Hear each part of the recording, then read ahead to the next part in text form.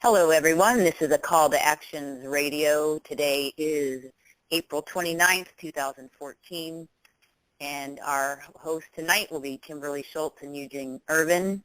Our guests are Nancy Hopkins and Bobby Vaughn, Jr. We are going to debut the new show Coming Out of the Rabbit Hole Radio, and Mr. Eugene Irvin is going to take it from here. Eugene?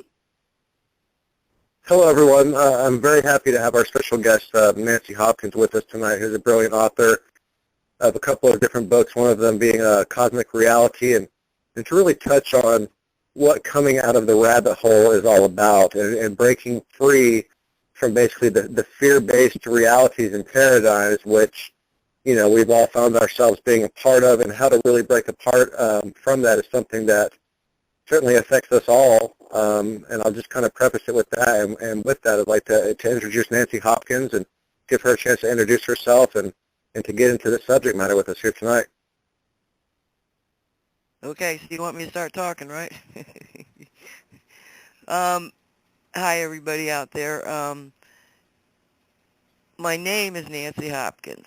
I wrote a number of books that never got published. But I always worked on a book called The John Kennedy Jesus Christ Connection. And that was finally put up on the internet in about 2004, I think. What happened, what it covers is I actually tried to, it started out as a 600-page research book because as a 15-year-old who went through the Kennedy assassination, I began to research that particular episode that led into more and more and more and more and more of a dark history and dark science that had been hidden from us. And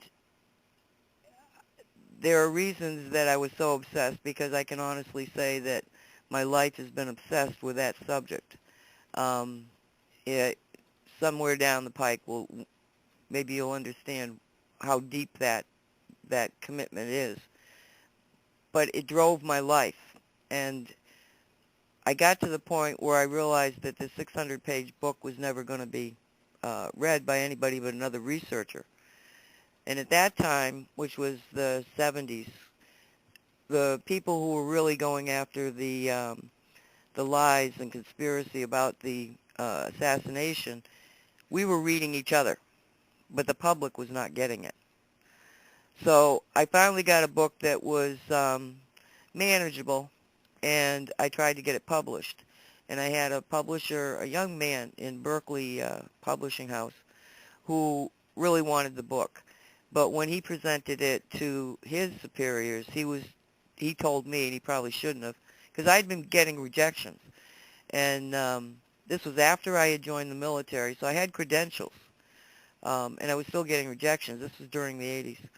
And he went to his superiors, and he told me that they said she will never be published in the United States.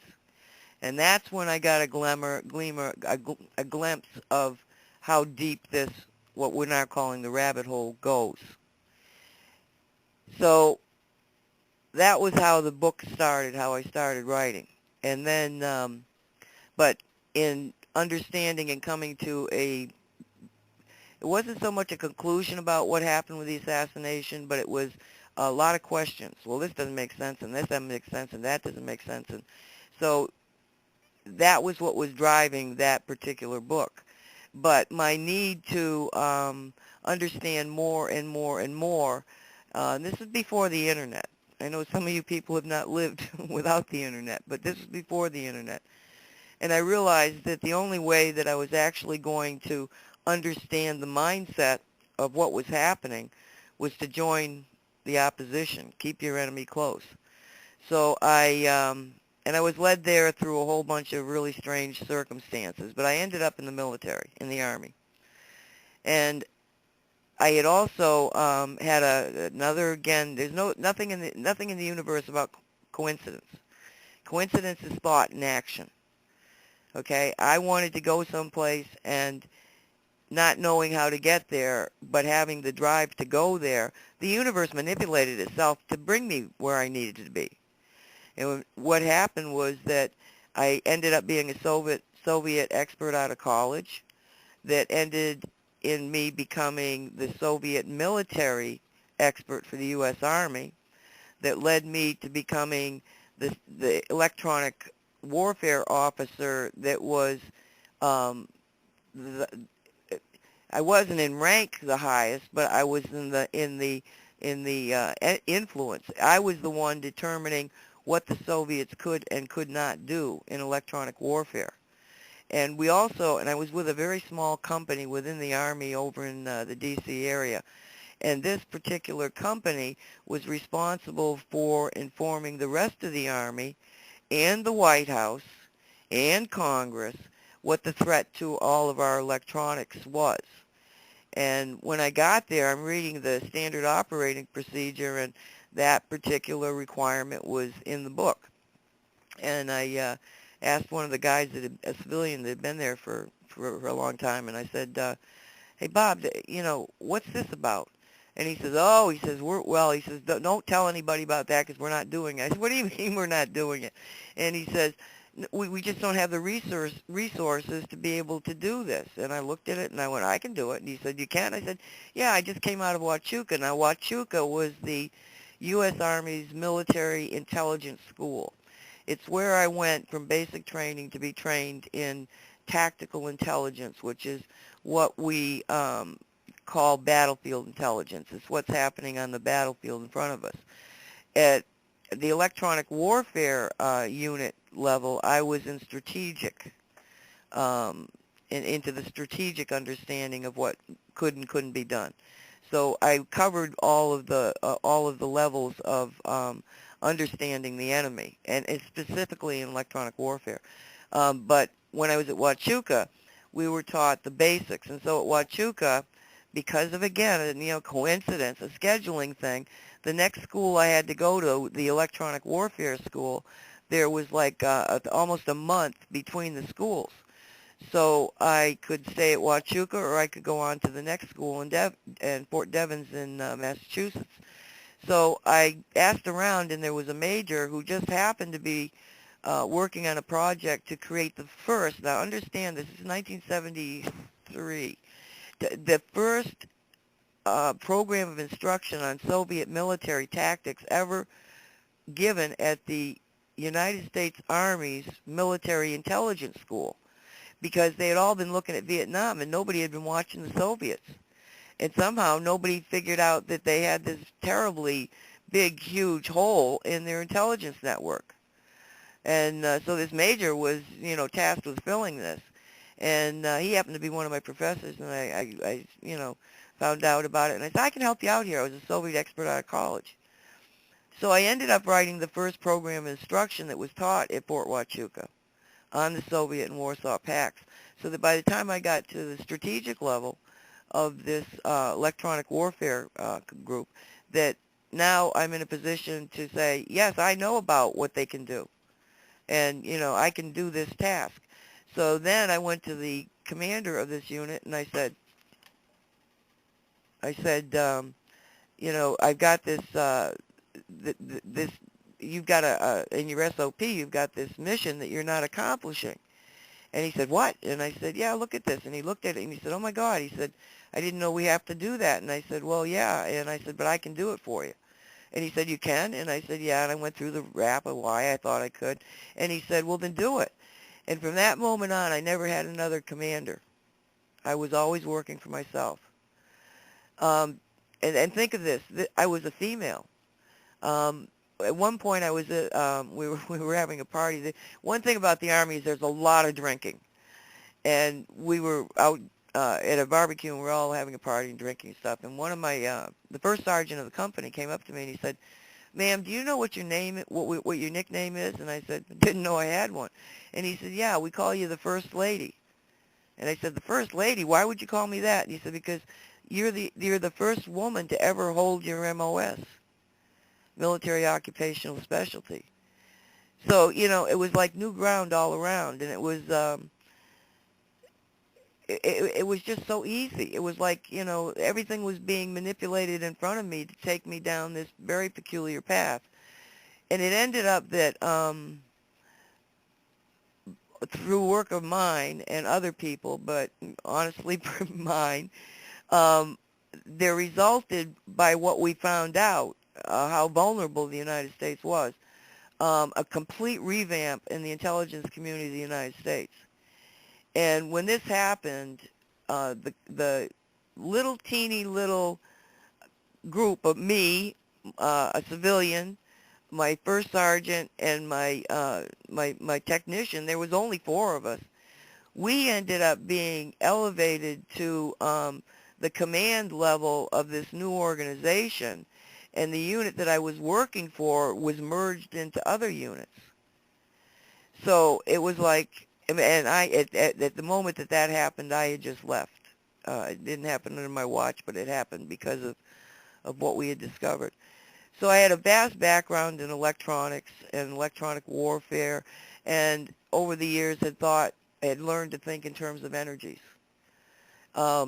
I was a safety officer of the unit, and I started understanding pollution of all sorts, electronic pollution, the dangers of just the electricity going through a building. I mean, this all came about because of this, again, the universe positioning me in a place that I could learn this information that would lead me to understanding energies. So I go on to Fort Devens, and then you're learning electronic warfare and all that sort of thing. And I really had to confront, well, what it came down to was, you think that they know what they're talking about. They all sound like they know what they're talking about. And they're talking about electricity. And I finally said to this professor, or this teacher, he's an officer, but, teacher, whatever, instructor, that's what they call him, instructor. I said to this instructor, I said, but what is electricity? And he said, blah, blah, blah, blah. I said, no. What is electricity? Blah, blah, blah, blah, blah. No, you don't understand what I'm asking you. What is electricity? And he went, oh, well, nobody knows. And I went, what? And he said, we only know what it does. We don't know what it is or where it came from. And all of a sudden I had a new quest in my life. Oh, nobody knows that. It was like, yeah, let's find out what that's about. And so I actually probably learned a lot more about energies and energies that were not known, even though they knew the effect of. So, I mean, it's such a fundamental thing that most people don't understand when you talk to somebody like me that talks in terms of energies, is that you are very used to using an energy called electricity, and yet there is nobody out there that can define it. It's a magical thing. All of a sudden it's like, oh, they harnessed it. Oh, look at what it does. But nobody can define it. Well, we've got all sorts of other energies that are undefinable, that we only can see because we can see the effect of them. In going through and learning about all of the energies that are out there, I never got into the concept of minerals until somebody gave me a pendant. It was an amethyst pendant. And after a few days of wearing this thing, I didn't feel good. I just didn't feel good. And I'm going like, I think it's this pendant. I said, but this pendant was given to me by a very dear friend, and she wouldn't give me something that was going to be damaging to me. So for the first time, I picked up a book on crystal energy. And in it, there was a description, or, these are the symptoms that you can get when you first get contact with a particular energy. And dang, that I had them all. So now I'm going like, oh, wow, the stones are putting off energy. And, it was like, to tell you that I spent the next, probably 15 years researching and studying and working with these energies. It is a deep and fascinating science. But most of the science, the knowledge, comes from your own relationship with the minerals themselves. and the universe manipulated again. And one of the right after I'm starting to understand that this is a subject that is noble and should be studied, I get a call from a friend that says, "Hey, they're going to have a minerals show over at the mall." And I said, "Oh, okay, let's go." So we go over there, and this mineral show, it went on for, I don't know, there had to have been 100, 120 different vendors in there. And it was absolutely astonishing, because to see all these different types of minerals, all in different shapes and faceted in different ways and raw, and I mean, it's just overwhelming. But what was so and critically important, because I've gone to so many of these types of things, but this first one was so critically important because I worked nights, so I could stay up days. So for the entire 5 days of that fair, I was there every day. And that particular fair was probably at least 50% Native American vendors. And they took me under their wing, and they taught me the secrets, what was really behind it. It wasn't just that you're selling these pretty stones like some vendors. They were telling me the secrets of the stones. So again, the universe manipulated to give me an experience that I have never even come close to in, decades out from that, and that was my first experience. So I was definitely, they had me. I was into this thing full time. Well, I did end up getting into it business-wise, but I was terrible at it because I really wanted to give away the stuff, and if I really liked it, then I would put a price on it that nobody else could afford.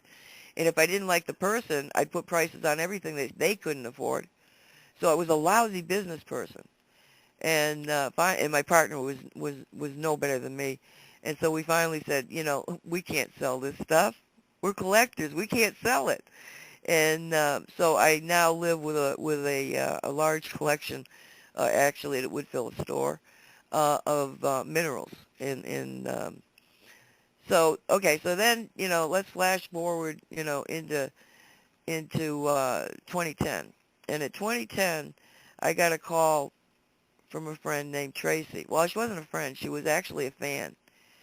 And she had read the John Kennedy Jesus Christ Connection online.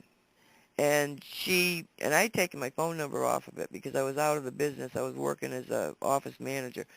So, but she somehow found my phone number and called me. And she said that she couldn't find it. She wasn't finding it. I said, well, let me just look and see what and I found that it was missing. Now, 2 weeks before that, I'd been listening to Good Morning America as I got ready for work, and they started talking about the Freemasons. And because in the John Kennedy Jesus Christ Connection, I make a connection between his assassination and the cover-up being that the only way you could maintain such secrecy was that the people who were involved in the cover-up were Masons. So I make that's an assumption, a conclusion that I came to, and so they're talking about, the Masons, so I'm listening, and sure enough, Diane Sawyer says, there's even somebody on the internet that thinks that the Masons were involved in Kennedy's assassination. And I kind of laughed and said, maybe it was me, But then 2 weeks later, I'm getting, again, the universe like saying, hey, pay attention here. I get a call from somebody I don't know who's a fan who is notifying me that it's off the internet. And I have a website, 21C Online, that had, dozens and dozens of articles and books on there that I'd written, but the only one taken down was that. So I said to Tracy, Tracy, they just pissed me off, and so I'm going to write a sequel. And so from 2010, I started to look at everything that I was researching and thinking of it as fodder for a book. So I would research a subject, and then I would write a paper on it. And I was acting very much as an intelligence officer, because an intelligence officer looks at the entire battlefield and then tells the commander what he thinks the bad guy's doing and advises the commander on what the weaknesses are possessed within the enemy's camp to exploit. And so that's the way I went at it. I tried to, um, to synthesize the information down so that, because generals, A, don't have much time, and B, they don't pay attention if you don't tell them fast. So that's the way I approach my writing, is to synthesize it down so I can give it to you succinctly as to what I think it is. And so that's the way I approached the entire writing of the John Kennedy book. So when I started this new version, I was doing this for up until 2013. I was doing all these subjects and having all these little intelligence briefings. Well, in 2013, I lost the job that I was at. The business closed down. And all of a sudden, I'm 65 years old. I've got no job, and was really freaking out. And that surprised me because I had a pretty good, solid belief system, I thought, until it was tested, and I really started to fall apart. But the belief system was real. And I had friends that gave me the money to cover all my expenses, and then I found out I could get on Social Security, and then I could get on unemployment, and all of a sudden there was avenues that opened up. But what also opened up was that I needed to get my head going again. So I started to take the John Kennedy book and make it into a printable publication. And when I finished that, I said, let's just keep going. And within 3 months, all of those position papers that I've been writing for those years, they just went boom, boom, boom, one after the other, very little finessing, and I ended up with a book that I entitled Down the Rabbit Hole, which is, it's more contemporary. So people that are reading the first book, the JFK book, they can read it faster, they can read it easier because it's really ancient history to most people.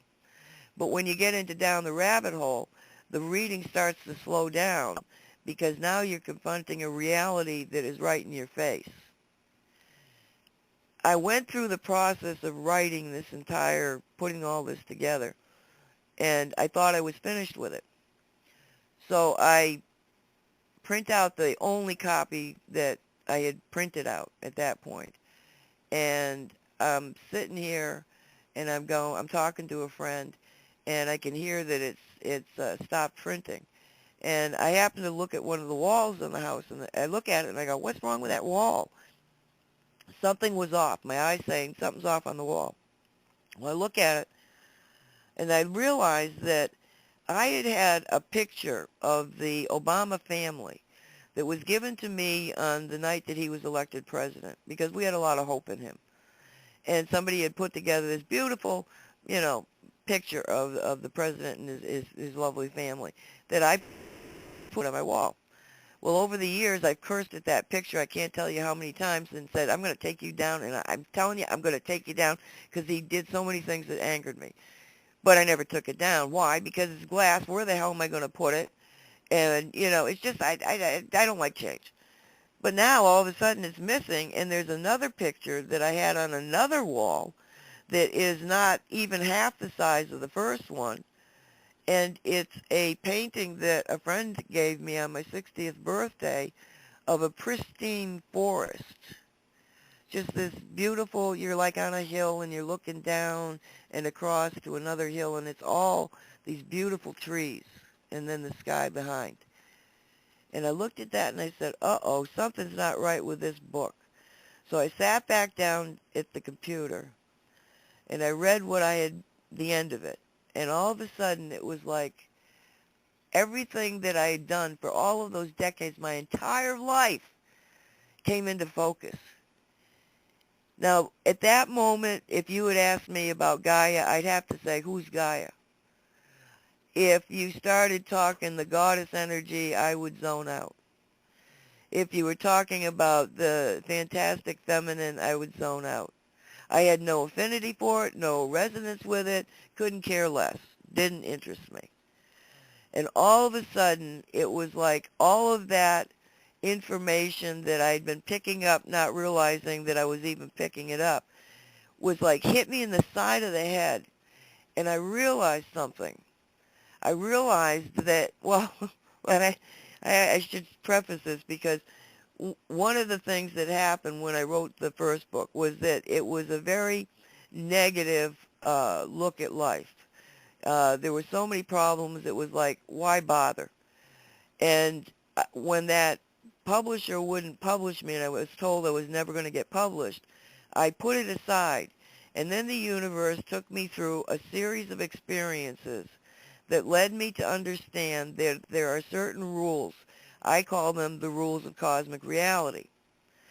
So I had learned to live by these rules, and I knew that they worked. And because now I could give my readers something that was a solution to the problems and to the fear, that was when I put it on the internet. So in writing the second book, I was also looking for solutions. I also was being led to expand my knowledge of the rules of cosmic reality. I think there was 7 in the first book, and by the end there was like 14 of them. So as I'm writing cosmic reality down the rabbit hole, I'm actually being taught more about cosmic reality and the rules.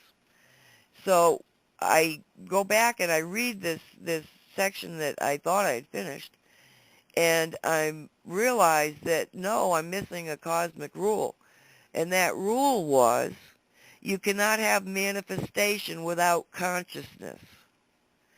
And what I realized at that moment was that we cannot have the reality of Earth without having a consciousness behind it. And I knew it was like Gaia. The name came through to me and I went, Gaia. And I'm going like, oh, wow, they were all right about this character. This is a god. This is a local god. This is the only thing we should be focused on. And so that's exactly what I did, was I said, okay, I finished the book and I talk about Gaia, and there's a scientific, I didn't really get into it in the book, but there is a scientific subject about consciousness and materialism, that you cannot have materialism without a consciousness. You cannot have Earth without a consciousness. The scientists went there. They went there from mathematics and from just theoretical, just thinking it out. They realized that there had to be a consciousness, and they estimated that with the increase with the internet and information and the way that people were learning, that all of this was going to feed this consciousness. It was the consciousness responsible for what I call our biosphere of Earth. Then that consciousness was going to take a leap in enlightenment because of all of its creations making the leap. And so and there's technical terms for it. But so I knew theoretically that there was supposed to be this, but I kind of looked at it as a science. I didn't get the heart feel to it until the end of writing Cosmic Reality. And then it came crystal clear to me. It doesn't matter if there's some supreme God somewhere in the universe. It does not matter. It's too far away to matter. The only thing that matters is what we have right here, and that is a God called Gaia. She is a creator God. She is responsible for this local area of the source field. If we dedicate ourselves to her, we can survive.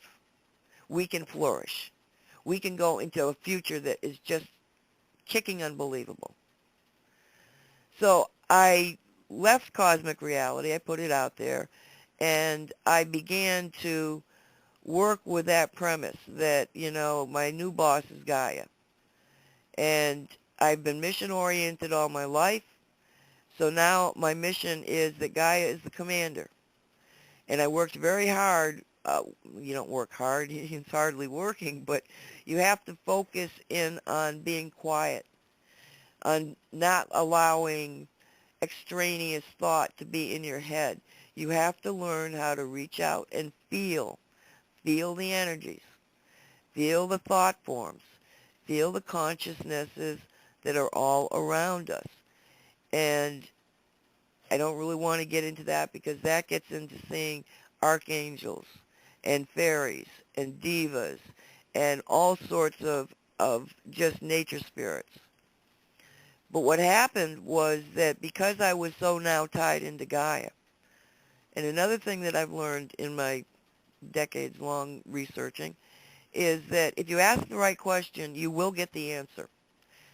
The key to learning, the key to where I got today is because I kept asking the questions and they kept teaching me.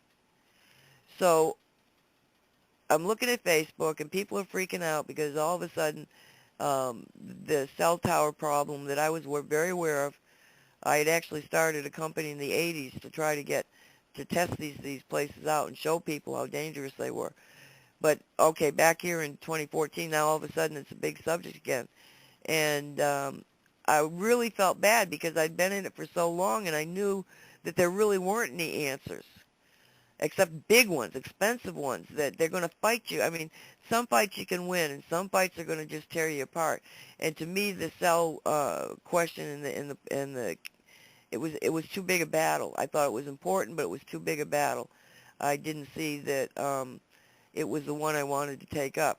But I'm feeling for these people, so I said, what can I give them that will protect them from all this negativity? Now, I put it out there, and then I forgot about it, and an hour and a half later, I can't even imagine the links that I must have been taking to get to it. I come to this stuff called Shungite, and it's supposedly being used by the the Russian military to in being able to block electromagnetic interference with their equipment. And I'm going like, whoa. But see, I'm into these other things. I don't have the time, so I just go back to the postings in Facebook and I say, go get some Shungite. And I leave it. 3 weeks later, a friend of mine who is a psychic, who has been working on the psychic lines and has done over 90,000 psychic calls, she comes and visits, and she's still in the mineral business. So she puts up her Wi-Fi system in my house, and I said to her, oh, no, I can't take this energy. I mean, I don't have any of this stuff near me. And I said, I cannot take this energy. And she looked at me, and then she looked at her hand, and she took off her ring, and she went over to the Wi-Fi system, and she put this ring over the antenna. And instantaneously, this dirty, nasty energy went delightful. And I said, what'd you do? And she said, I got this stuff called Shungite. And it was in the ring. And I was like blown away. And I was laughing because she had no clue about my history with Shungite. Well, that started us into working, because she had just got it. She had just got the stuff. She wasn't even really familiar with what it was. So we got into, and she had quite a few pieces of it. She had it in pendants and rings. And one of the rings, the Shungite ring, had an N scratched into it, so I figured, well, that's mine. And we put one of the pendants on the dog, who was probably 48 hours from dying at that point. Put the pendant on her, and that was 6 weeks ago, and she keeps doing better. So anyway, so I had instantaneous, absolute positive results to my way of thinking. I got out my measuring devices, but they were not, they're old ones, and they weren't in the frequencies that would have measured that. But I did bring in other people who were energy sensitive, and I said, I'm going to take this off, I want you, and they all felt it. When you took the ring off of the antenna, it got nasty. When you put it on, it was delightful. Started me on the quest for Shungite. And I don't know, I've been talking for a while, guys. Do you want to ask me something about what I've just said? Eugene? Anyway, I would like to make a note that I am wearing some Shungite right now, thanks to you, Nancy. And how did you actually find out about Shungite? You said you mentioned it it came from Russia? Well, Shungite, yeah, what happened was that I found a link that just talked about it. It might have been on a store, I'm not even sure what it was. But when we started to research it, there was oh my God, there was thousands and thousands of articles about Shungite. Many of them, actually the vast majority of them were science papers on fullerenes. They're called fullerenes. Now, what fullerenes, so let's get back to the history, because the only way you get the Shungite is through the strangest of histories. The fields of Shungite are only found in a Russian republic that is right next to Finland. And it is a 1,000 square miles of, I've heard for anywhere between 35 million and something like 6 billion, 1.5 billion tons. So it goes from 35 million to 1.5 billion tons estimated to be in this particular field. Or maybe that's all over. Maybe they're, because I'm reading Russian papers and sometimes they don't make a lot of sense. But anyway, there's a lot of it, okay? But the first I'm hearing about it is because it's being used to purify water. And that's what started it. It purifies water, but then they started making pendants and other things and pyramids and squares and, so there's a lot of different things that are out there. So anyway, I also discovered that you had to be careful that you did get to that mine, because there was other stuff being called Shungite that did not contain what's called the buckyball. And the buckyball is called that because of Buckminster Fuller, who did so much work in the 60s about geodesic domes. And if you take a geodesic dome and you take two of them and then you put them together like a soccer ball, that's the molecule that is comprising Shungite. Now, Shungite is basically starts out with a carbon substance, oil maybe, but the carbon substance normally would go through being coal, and then with pressure and heat, then it becomes graphite, and more pressure and heat, you get diamond. But Shungite is not the same. It's got the same chemistry, but not the same molecular structure. So even if you put it under pressure and temperature, it doesn't change, which doesn't make any sense to anybody. But the way that they ever got to this Shungite field was there were some scientists who were trying to figure out what kind of molecules you would have in space. So they theoretically draw up this buckyball concept, and then they made it in the lab, and then they went on a hunt to see if they could find it in nature.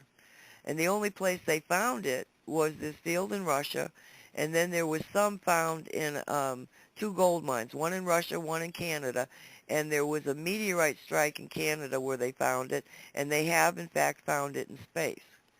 So you've got this thing on the surface of the Earth that shouldn't be there, is a molecule that shouldn't be existing on Earth, that has had a history that goes back forever about the healing waters, to the point that Peter the Great set up a spa for his soldiers because they could heal in the waters that, now we know are infused with the fullerenes, the buckyballs, that are coming from the Shungite. So that's how basically Shungite came about. And my understanding of it took a lot of reading, took a lot of research. And I finally, and then I needed somebody close to the source so that I could virtually certify the Shungite. Because one thing I was very sure of, having been in the mineral business for so long, is that when you take in something and you work it, like you facet a gemstone, or in the case of Shungite, you chip it away until it fits in a silver setting, which would be a ring or a pendant, a silver setting pendant. When you do that, you actually take a lot of the energy out of them.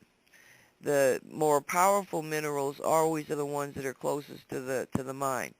So I then proceeded to, now I know where the mine is, now I proceeded to find somebody who was working with the mine. And so the person that actually ships me the Shungite goes to the mine and gets it. And so then it gets to me, and as soon as it gets here, it goes into a pyramid, and then it's washed in Sedona water now because Eugene brought me some. and then we wrap them in pendants, and I'm about to get the store up so we can sell them, because Gaia's gift to humanity is this Shungite. I mean, the store is called Gaia's Gift, and the mission statement is get Shungite to the masses. Because when you're, well, one of the more stunning things about it is that they now use Shungite to purify the waters in Russia, better than charcoal. You know, it's similar. They just sort of substituted the Shungite for the charcoal, and they're getting like 35% better purification. But there's the fullerenes that go into water, so people put them in water on top of them, and they get the fullerenes out. And when they take that into their body, it goes after it's an antioxidant, so it's going after the free radicals. But it also takes homocysteine out of the blood, which is the number one reason for heart disease. So it's like every time I look at this thing, it's got more and more scientific data backing up what it's doing. But the one that kicked me was because I can say to people, wear the pendant, you're going to get the energy. And they're going to go, yeah, okay, right, you know. But what happened was that this doctor now that I've got that actually is responsible for overseeing the production of Shungite in that republic, he said that the Russian military medical department has a room, at least one room, where they have completely sealed the room with Shungite. So when you're inside of it, you're like in a cocoon of Shungite. And that they have found that they put people that are recovering from have a heart disease problem in there, and the recovery is 3 to 5 days quicker. That's quicker than normal. And in some cases, the problem just disappears.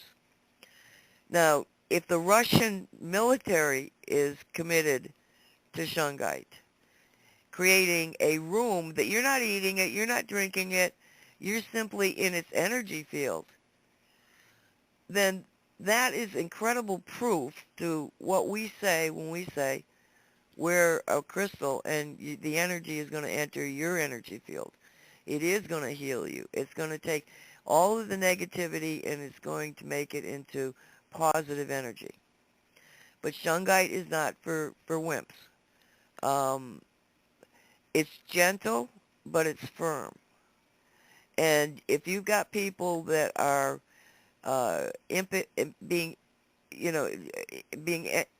blocking your movement towards more empowerment, then the Shungite is going to kind of like push them away. And you're going to just suddenly find yourself, don't worry about it. If you don't go, if you don't keep up with a full head of steam to find the solutions that I know are there, then we're never going to get out of the rabbit hole. Because if you worry about the people around you, it is a distractant. Stay focused on the goal. And the goal is to create a new reality. So you have to keep going and going and going and finding the solutions. And don't worry about the people that seemingly you are leaving behind. Because if you don't go, none of us go. And if you do go, they'll eventually catch up. I think this really gets to the brunt of what I was hoping to touch on in my question for you, Nancy, and that is, kind of at the beginning of the show, you're relating your experiences that took you through being an electronic warfare officer with the Army and all these really kind of extraordinary experiences, simply ultimately with what it sounds like was intention and a willingness to try to open yourself up to those situations. And when we talk about creating a new reality, and we see, stones that could somehow be a catalyst for that with our intention, as we couple our intention with these things and there's energies going on there. What really are these secrets? What are these, these things that we learn? How do we apply this in our lives simplistically and to kind of get away from all these distractions that we see in our lives? Well, I'm not exactly sure what your question is, because see, I've got it easy. I've got no excuse not to have gotten to where I got to, because I don't have any children. I've been very protected. I've always had a job, and a fun job, and so everything has always been going very nicely for me. And when I'm looking at people who are struggling, I have to kind of like look at it as an objective observer, because I haven't really had to struggle. I've been so gifted that way. And inevitably, what I see as being different between that person that's struggling and me is that I'm damn selfish. To me, the only important person in my reality is me. That gives me the flexibility to continually work for the betterment of myself. Now, that's easy. I was taught that. I mean, I've got, I have a lot of animals and a lot of things, other things, but I can focus on what makes me feel good and not worry about what doesn't make me feel good. And people who are out there, there's all of these distractions, all of these, you should, you got to, da-da-da, and they lose themselves.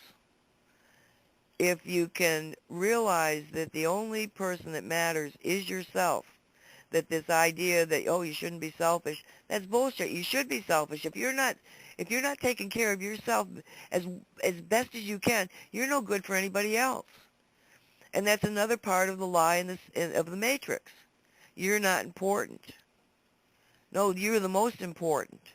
Each and every individual, we're all equal, because we all have the same power, the power of our thoughts. And if they can keep you from realizing that, then you're not going to have the power. The only way you can understand that is to pay attention to yourself, to say, no, it's important who I am. It's important what I think. It's important what I need. And don't put people before you, ever. Not your child, not your husband, not your wife, not your mother, not your father, no one. You have got to be the most important person. Because if you're not, nobody around you can do the same. If nobody strives to be perfect, nobody will. If we all strive to be perfect, it's all going to be easy. Yeah, it's kind of like that when you're on the plane, put the oxygen mask on first before you put it on your child. Take care of you first so that you can take care of somebody else. Exactly. Yeah, and if we're each all the center of our own universe, then why wouldn't we take care of our own needs first? How can you take care of someone else if you're not whole within yourself? I totally agree with that. That's not selfish. It's selfless, taking care of self. Exactly. I mean, it's to me, that's the difference between me and other people who struggle. And I have a very joyous, loving personality. It's because I go with the flow, and, if it makes me happy, that's what we do. And if everybody was like that, you have to make compromises, but the compromise there is it going to make me more happy to make them happy, or do I need to make me happy? But it's always got to be from your vantage point. I'm going to do this for you because I love to do things for you. Is different than, all right, I'll go along with it. And it's a whole different attitude. You get to the same place, but you get there clean. Love it. Well, I have a question about the Shungite, going back to the Shungite.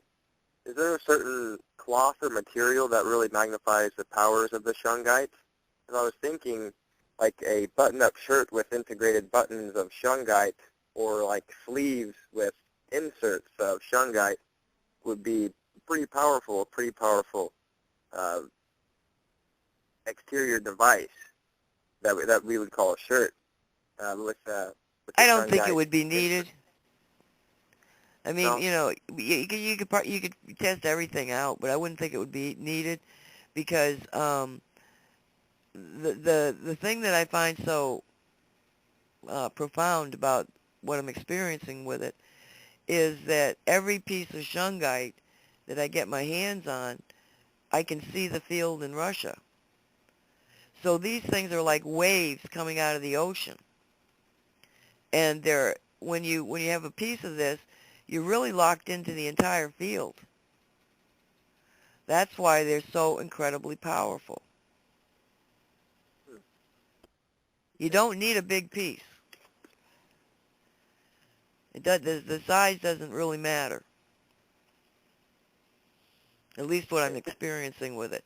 Now, we are going to do some testing, some actual testing, because it affects the electromagnetic system. And like I put in the ring on the antenna, and it may be that you do need a bigger piece of Shungite, depending on how much electronics you're trying to control. I don't know. Those are the things we have to find out. But in a normal house, a small piece of Shungite will do it. Sounds like some pretty powerful stuff. I didn't know about Shungite until just a couple of days ago.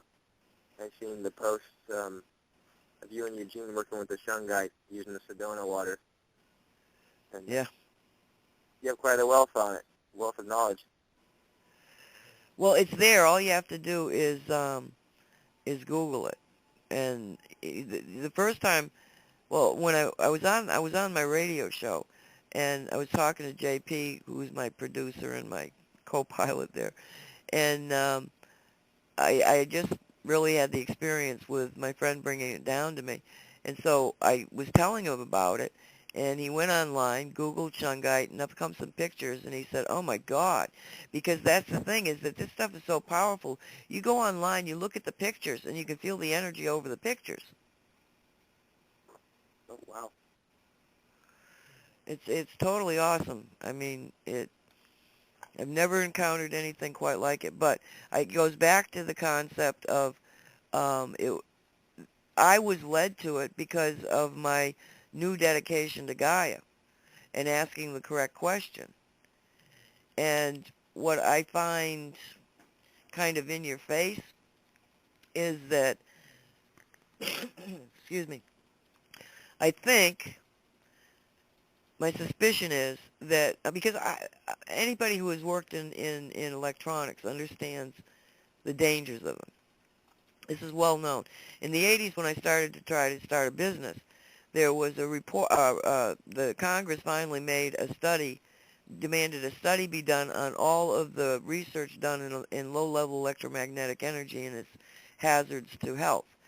Now, at that time, the Swedish government was also involved in it, and they were kind of propelling the subject to come up because they had found it so awful that they had taken their entire electrical system and moved it away from schools and residential areas. So the U.S. Congress demands a study. The study is done, and for years it was, we're almost done with, and finally they just classified it as state secret. They didn't want the American people to know that their refrigerator was killing their kids. So I tried to start a business, and, nobody wanted to listen to me because nobody wants to hear this stuff. The cell phones came out, and I was freaking out. I knew how dangerous they were. But then it kept going and kept going, And yes, we have had a real upsurge in brain cancers, particularly with children. Children have more brain cancers now than they do leukemia. The scientists know there's a terrible problem. They cell companies themselves, every telephone in the small print tells you to keep the phone 5/8 of an inch away from your head. Now, you don't see this, but that's there for legal, because when you finally realize that the cell phone killed not only your mother but your kid, and you go to sue these people, they're going to say, oh no, they had it too close to their heads. That's what killed them. They didn't listen to our instructions. And that's the only reason it's there. So this stuff is incredibly, incredibly dangerous. But the full impact of what I thought would happen has not happened. I really thought that this was another trick of theirs to kill off the population. And the only thing I can think of is that the dangers of the signals themselves has been modulated, and it has to have been modulated by either Gaia herself or ETs. And I don't know who, but I do believe that they are much more dangerous than is turning into a reality. And that could partially be due to the fact that in the reality of everybody out there, I'm a nutcase because I believe the cell phone's going to kill you, and they're okay. And because there's so many people believing that very thought is keeping the energies from doing as much damage as they should. So I got to a point where I'm like, I'm not going to even talk about this anymore because maybe they're modulating it enough with their own, oh, it's got to be all right, that it is all right. Who am I to upset the apple cart? And then the bad guys upped the ante. Oh, they weren't killing enough people. So now they're boosting the signals. Now they're manipulating at so many levels to really screw with Gaia. And Gaia wakes up.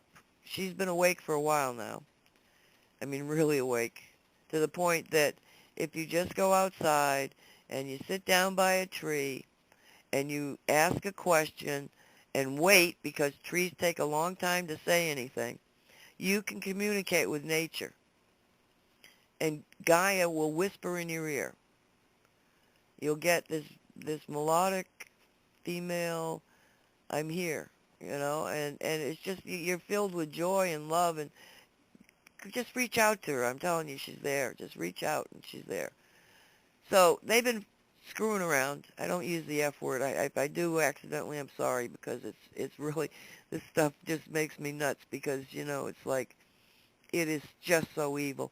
But they've been screwing around with the electromagnetic field of Earth.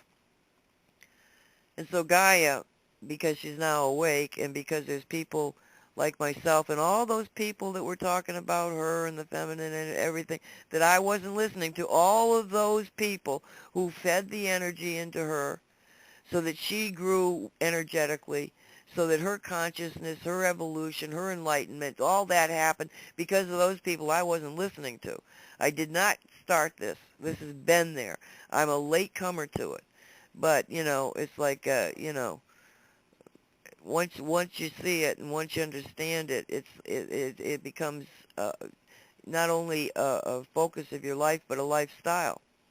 I'm finding that I'm slowing down. I'm paying attention to things more. A lizard runs by, I don't ignore it. Now a lizard runs by and I go, what are you doing? And life is opened up in so many ways just because I opened my mind up to nature and Mother Earth and Gaia.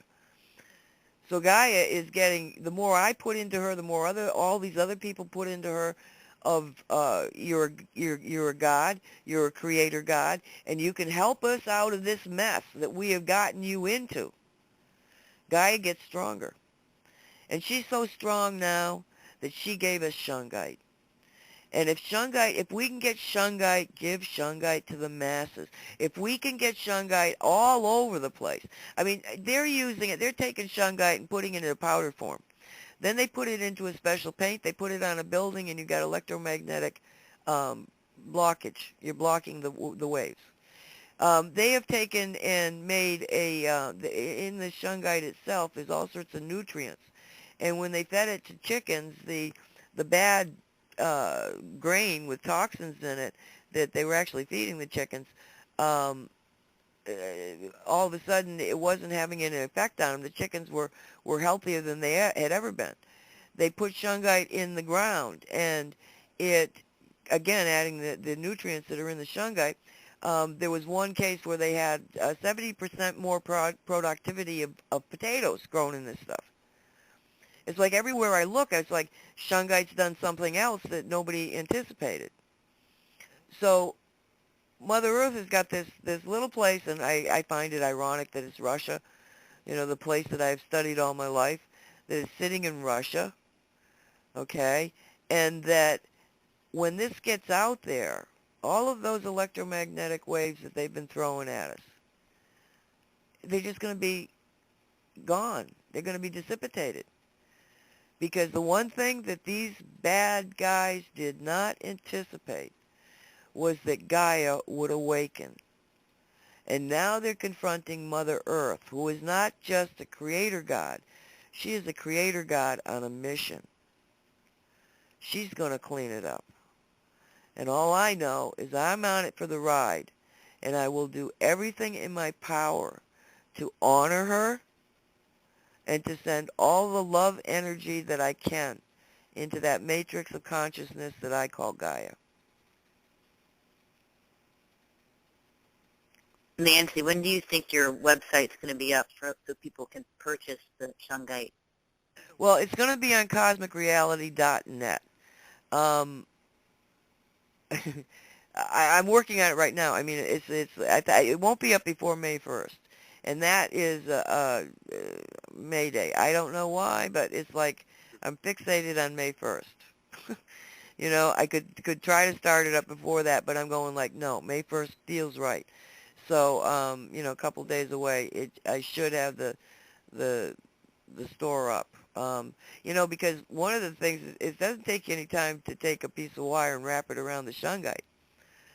But then you got to take the pictures, and then you got to write the descriptions, and then you got to figure out how to keep track of these so that the picture and the thing that the person gets at the other end are the same thing. There's all sorts of stuff that I really, I'm going to, and I'm going like, wait a minute, we got to do this, we got to do that, and we got to, So it gets a little complex as to all the stuff that goes into one pendant. And that I did not anticipate the time delay. So I had to figure out the best way of doing a lot of things. And one of the things was the shipping. How am I going to ship these things? How do I keep them straight? And I was waiting for that package, and they sent me the wrong thing, and now I'm still waiting for that package. But I'm going to go with it I'm going to figure out another way. I just want to get it up there. So May 1st, and it's going to be cosmicreality.net. And I don't know if they're going to call it store or they're going to call it, I'm not sure how the website works that way, but the tab will either say store or it'll say Gaia's Gift. Okay, perfect. I made a slide so when people are watching the YouTube, they'll have a link to go to, and it says Shungite to the masses, Gaia's Gift. Yeah. But the tab on the cosmicreality.net will probably say Gaia's Gift or store. And the only thing I'm dealing with is Shungite. So, what I'm anticipating, because I can't get it to the masses by myself, but what I'm anticipating is that by doing this and going through and finding out the pitfalls and what works and what doesn't work, I'll be able to develop a business plan. Okay, so this is the things that you need. This is how much it's going to cost you, and here's the vendors to go to. And then anybody who Gaia is wanting to choose can just lead them to that information, and boom, they can set up their own business. Because there's no way that one person is going to keep up with this. So that's what I see happening. Now, didn't you say you recently put that Shungite into Gaia and somewhere in the heart chakra? Oh yeah. That was okay. In Cosmic Reality, in the second book, Down the Rabbit Hole, I talk about the 1990s when on this property we put up a massive energy vortex thing.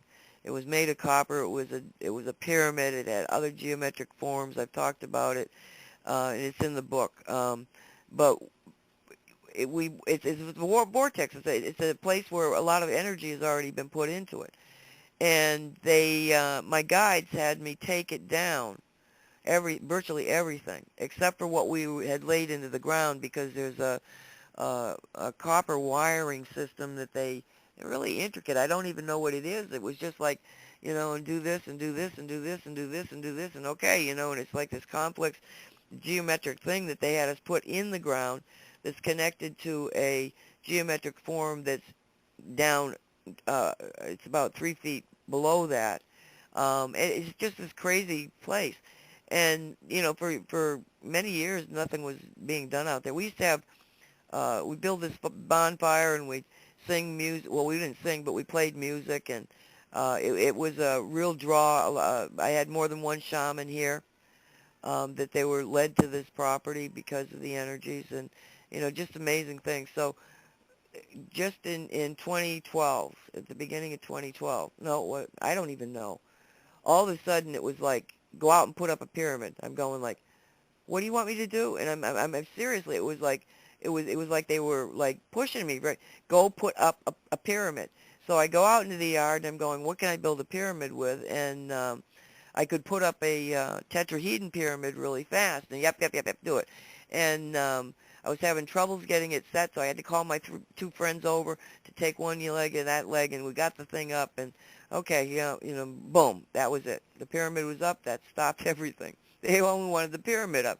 And then they started, there was a slew of about a half a dozen major ceremonies they did activating Gaia, activating energy levels within the planet to bring her back to life, because at the time of Atlantis, such damage was done to the Earth grid that, and this was, I didn't know this at the time, this is what I've understood since we did this, that there was 4 feet off of the surface of the ground, there is another grid system like the ley lines that you see on the surface, but it was at the 4 feet level, and that was the energy field that was actually more influential in powering the pyramids and actually carrying the signal of the pyramids, line of sight and all sorts of, anyway. But that was when, at the time of Atlantis, when they blew the place up, they also destroyed that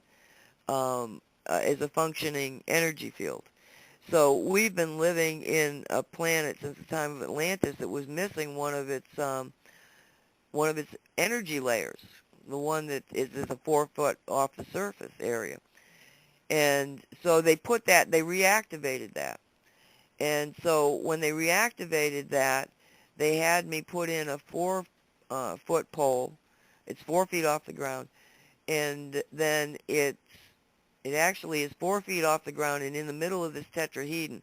So it's standing because of ties to the tetrahedron that is keeping this pole stationary. And on top of that, they had me put in a 3-inch orgone generating sphere that comes from Marlene, who does the work in Arkansas. And in Arkansas is the second biggest quartz vein in the world, but it is the purest quartz vein. So her stuff just is amazing.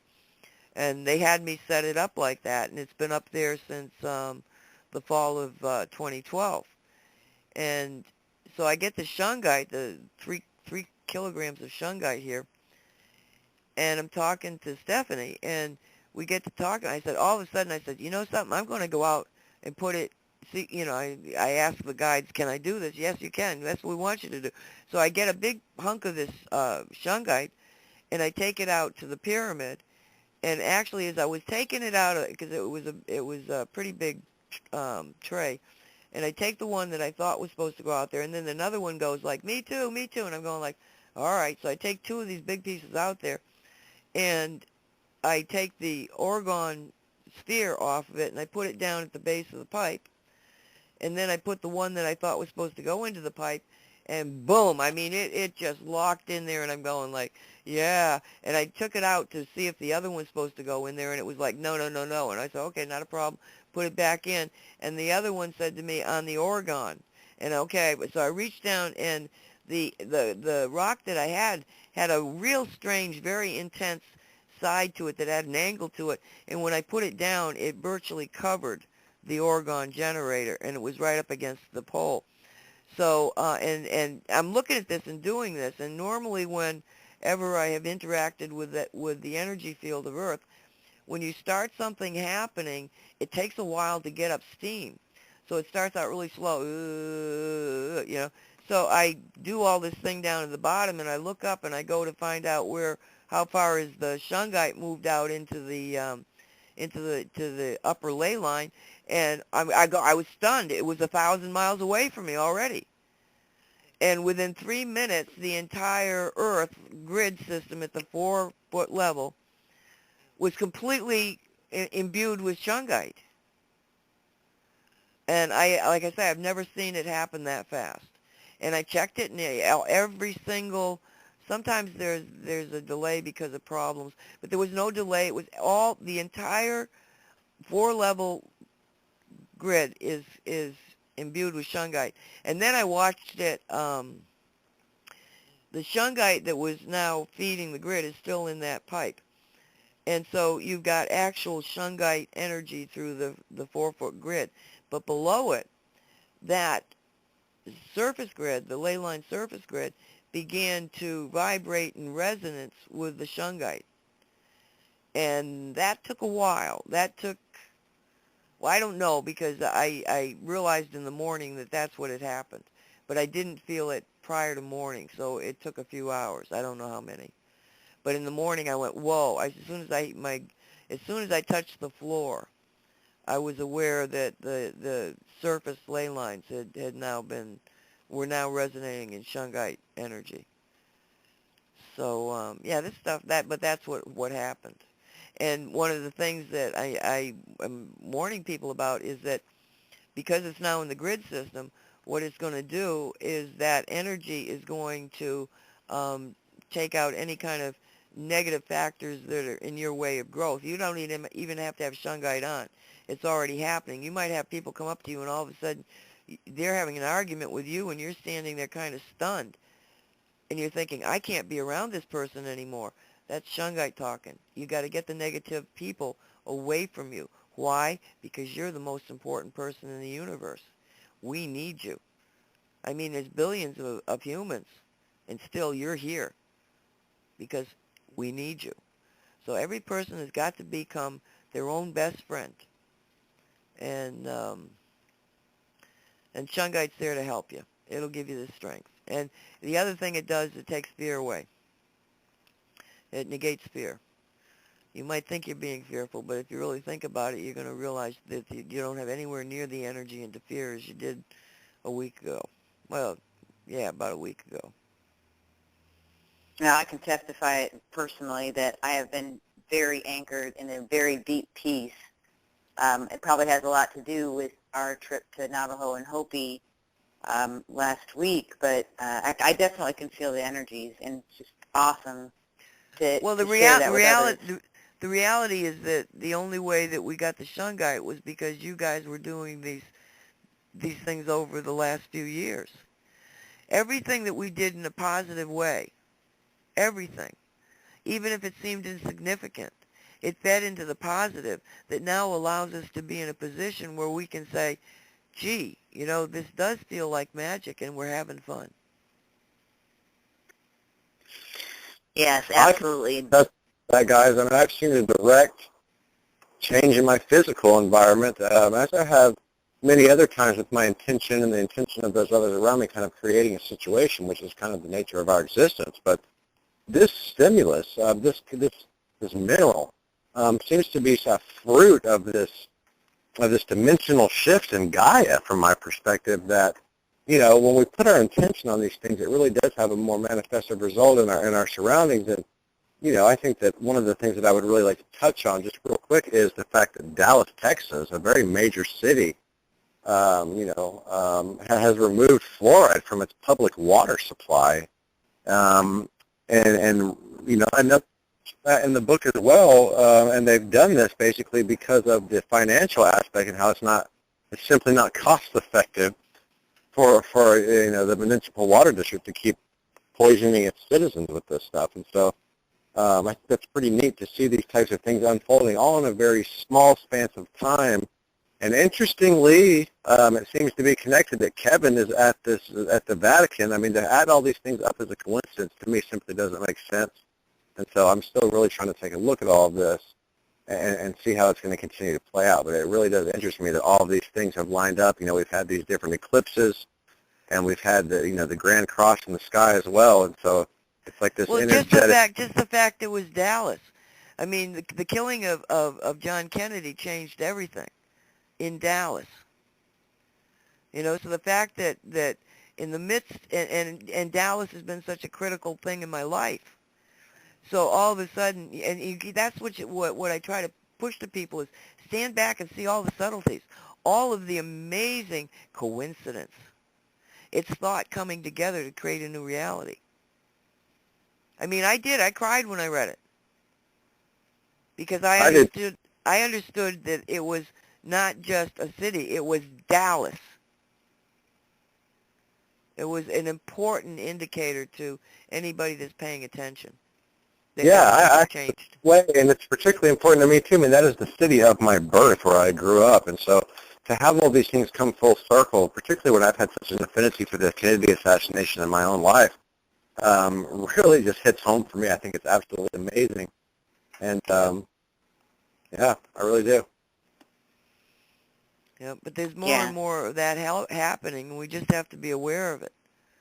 And we have to talk about it.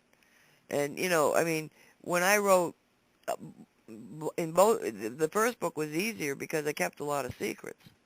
But in the second book, in Down the Rabbit Hole, I let go of a lot of secrets. I mean, I would lose my credibility back when I first wrote it if I said, well, I see archangels. I know them by name. Or that, I've been on spaceships. To say that stuff in that time, you couldn't do it. So now you almost don't have any credibility if you can't say you've been on a spaceship. You know what I'm saying? Well, since you brought it up, Nancy, that happened at the age of 3, correct? Yes. Yep, age of 3. Well, that was when I was beamed right out of my grandmother's arms. Yeah, that one. I've had other communications, but it was telepathic while I wasn't up on the ship. But I think in the dream time, I think I spend more time on ships than I do down here. Awesome. But, yeah. So, but yeah, I love the concept of out of the rabbit hole because another rule of cosmic reality is that doubt limits you, but fear cripples you. And I see so many people, especially people who've been working at this for a long time, who have gotten to the point where they're misinterpreting what they're seeing because they're so paranoid. It's like I'm an administrator on Cosmic Reality group on Facebook and also the Odd group on Facebook. And I highly recommend that, if you just want to be with a group of caring people who are oppositional defiant disorder is what the ODD group is, you should come there because we share a lot of just information, like a lot of groups do. But we want to take it farther. We want to eventually get to a point where we can bring everybody together because there's all these groups doing all this stuff that's the same, but we don't know who each other are. And when we finally come together and understand that we're all working for the same thing, you're going to have a very powerful organization. And I'm not saying the Odd group will be that organization, but because we're there and we are aware that we're trying to bring in different people, different groups, to just become aware of each other. That, sooner or later, it'll all come together and, it's just going to be easy. But anybody that's out there that just wants to kind of affiliate with a kind of a progressive group of people, go to the ODD group on Facebook.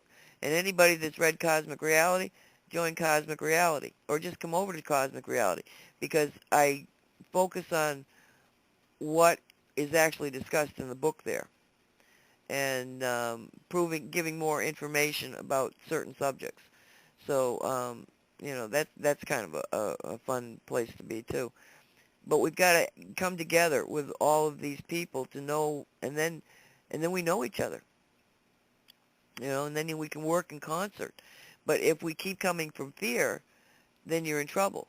And as I started to say, I'm an administrator for these two groups, and in the last few months, I've noticed that the vast majority of people asking to become members are actually less than 3 months on Facebook, which indicates that there are newbies who are waking up, and they're coming to Facebook for information, and they're being led by their own guides to the very places that they can find the information. So when somebody comes on and asks to be your friend, and they've only been up for three months, don't be afraid of them. Welcome them. If it's a shill, you'll know it sooner or later, and you'll block them. But I have not had any of these people do anything. I don't even know if they're reading, but they're searching. And we have, if we're light workers and we believe in what we're doing, we have to open up our arms. And then the other thing that I see happening is people saying, F the government, F the people doing this, F, yeah. No. Anybody, well, one of the things was that in the Bundy standoff, we talk about the people that were standing beside him, but there was a lot of people that were standing on the side of the feds. There were civilians. And somebody was complaining about them, and I said, no, they at least got off of their couch and away from the television to go out and to fight for something that they believed in. The fact they don't understand the problems is our fault. We have got to make them understand that, look, they're lying to you. And if you just go up to somebody and you give them the truth, and the thing of it is truth is on our side. The reason that the Dallas thing happened with the fluoridation, well, they're calling it the money. But you got to know that those people were starting to understand.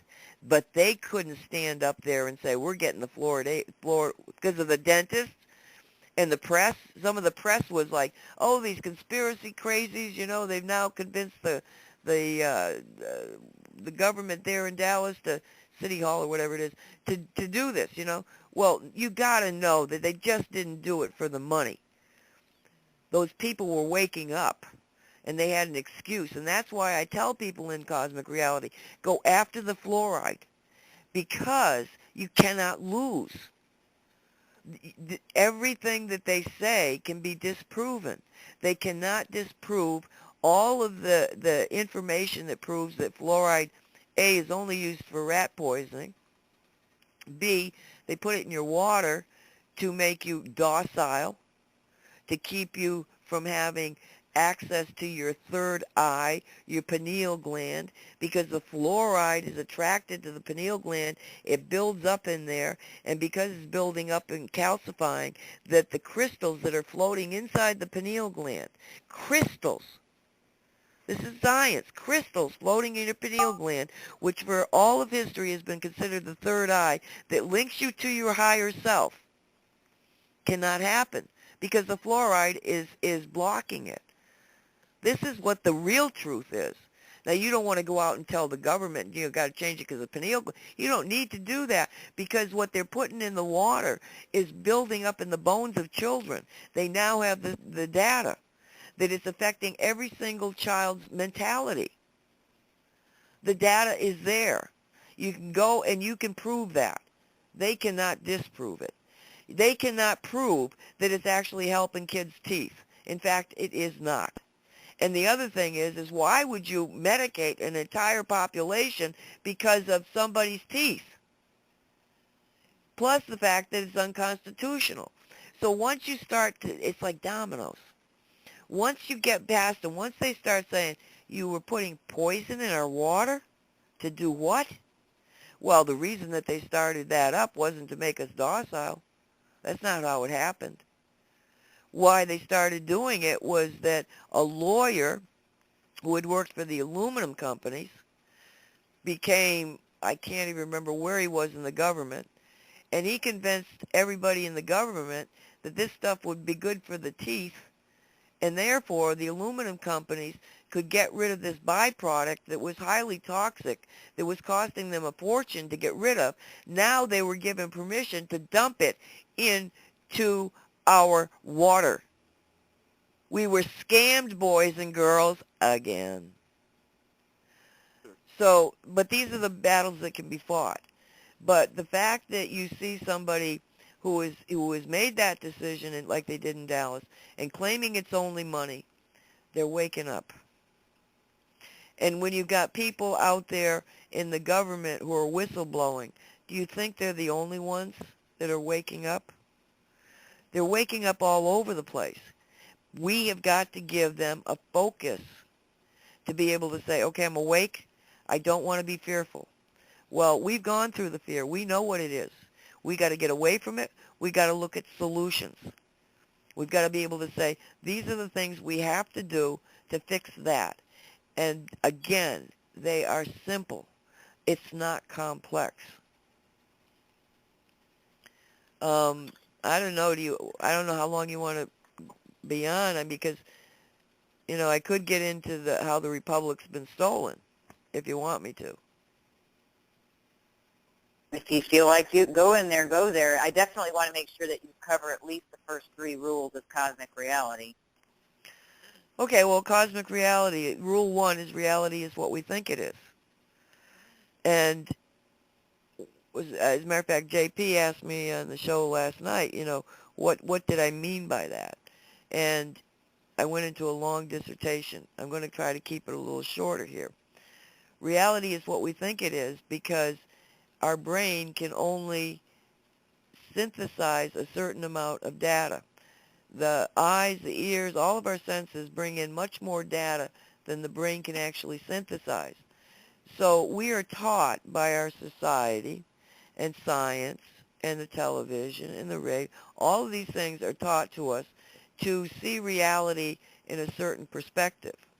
In other words, they are putting a program into our head that says, when you see these things, that means that is reality. But the reality is that we're seeing a whole much more than what they're telling us. But we're disregarding it because our brain has been programmed by a matrix of lies. They lie about our potentials. They lie about our history. They lie about our science. They lie about everything. So if you get to a point where you stop looking at what they're telling you to think and you begin to alter your way of looking at things, not in the way that they taught you, but now in a way that is much more open to, well, what is reality? All of a sudden, your reality is changing. It was always there, but now it's changing because you're changing the parameters of what your brain is doing, how your brain is thinking. Reality is what we think it is. If we think that 9/11 was done by a bunch of terrorists, that's their reality.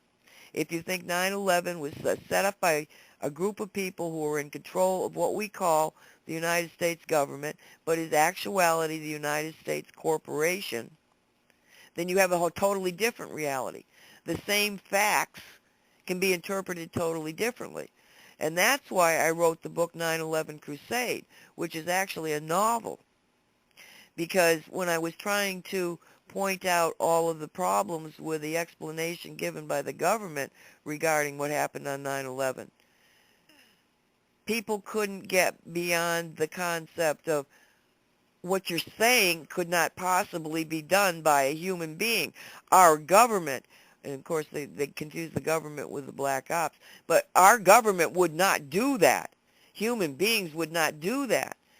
So I finally got to a point where I said, or if I write a novel and therefore be able to get into the heads of the people that do this, maybe the reader will begin to understand how good people can do some damn evil things because of the way that they see reality. So anybody that wants to,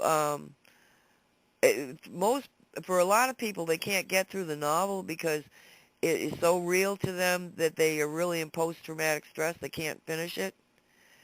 People that didn't give it too much thought, they'll pick it up and they'll read it and then they'll go, is this true?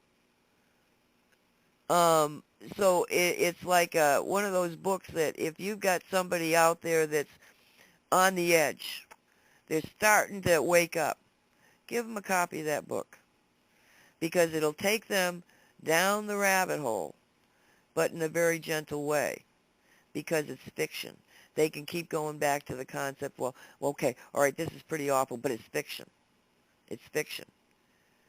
But so many people are coming awake and so many people are being fearful that we have got to be out there and active in coming out of the rabbit hole, saying, we know what's down there, and we're going to turn it inside out, just like a buckyball does in the Shungite. There's an interesting thing about it. So that's why I think it's so magical. In quantum science, quantum physics, they have an experiment where they have like a slit in the wall, and they'll throw a molecule through it. And what happens is the electrons and the protons end up going through, and they show up as both a wave and a molecule. Every time they do it, anything they throw through there, it's like it goes through the slit, and all of a sudden on the other side, it turns into two things, a wave and a molecule. But when they put the buckyball through it, the Shungite molecule, it turns itself inside out, and it's the same thing. There is no wave. The wave is self-contained within it. Because in reality, we are energy. The wave is an energy form. The matter is a reflection of that, and vibrating, resonating below the speed of light. Most of the universe is vibrating above the speed of light, but it's invisible to us, unless we get to a point where we realize that reality is that there are many energies above the speed of light, and that if we become cognizant of their existence, then we can change the functioning matrix within our brain, how we think, to now be aware of other things. That's why the more that we talk about these subjects, the more we get into Shungite being magical, the Gaia being powerful, a being that can think, a being that can easily change everything the Dark Nobles have done. When you've got that kind of thought going out there, you are changing reality because you're changing the way you're thinking. It's almost like if you can imagine it, it will be. But you got to convince the second. You have to fulfill the second rule of cosmic reality, whereas majority rules. Now, right now, you've got powerful thinkers who have changed their minds about what reality is, and so you don't need numbers, you need power. The more people that are dedicated to every instance of their life controlling their own thoughts, realizing it's a thought war, that we're in war, and our only weapons are our own thoughts. And if you daydream into conversations where you should have said that and you should have said that, that's in the past, doesn't exist, never going to happen. Why waste your time? Why don't you spend your time thinking about, oh, I just love the look of that flower. Oh, hi dog, I love you. Hey lizard, what are you doing? If you completely change your focus of life, you change your reality. You change the way you're thinking. But the majority of energy has got to be agreeing with the reality that you want. So right now, I want a reality where Gaia is in charge and she is fixing things, and sooner or later there's going to be more and more people until you get this 100th monkey jump where everybody just sort of, oh wow, we got to protect this planet. Seems very easy to do. So when you get to those kind of concepts of thinking and the power of thinking, we get to Rule 3, which is cosmic reality. Rule 3 is that the powers that are in charge of a reality are going to keep the rest of us from knowing Rules 1 and 2. They don't want us to know how powerful we are. They don't want us to be able to make the connection to our higher self. And so they throw fluoride that they were throwing in the water anyway. They realize, hey, this stuff is doing this to the pineal gland. Let's throw more of it in. And boys and girls, it's America that's doing this. The rest of the world is off of it or never got into it. The entire nation of Australia last year said no more fluoride. And yet we've got to fight city by city, county by county. This is nuts. We don't have to do this. We have got to come together.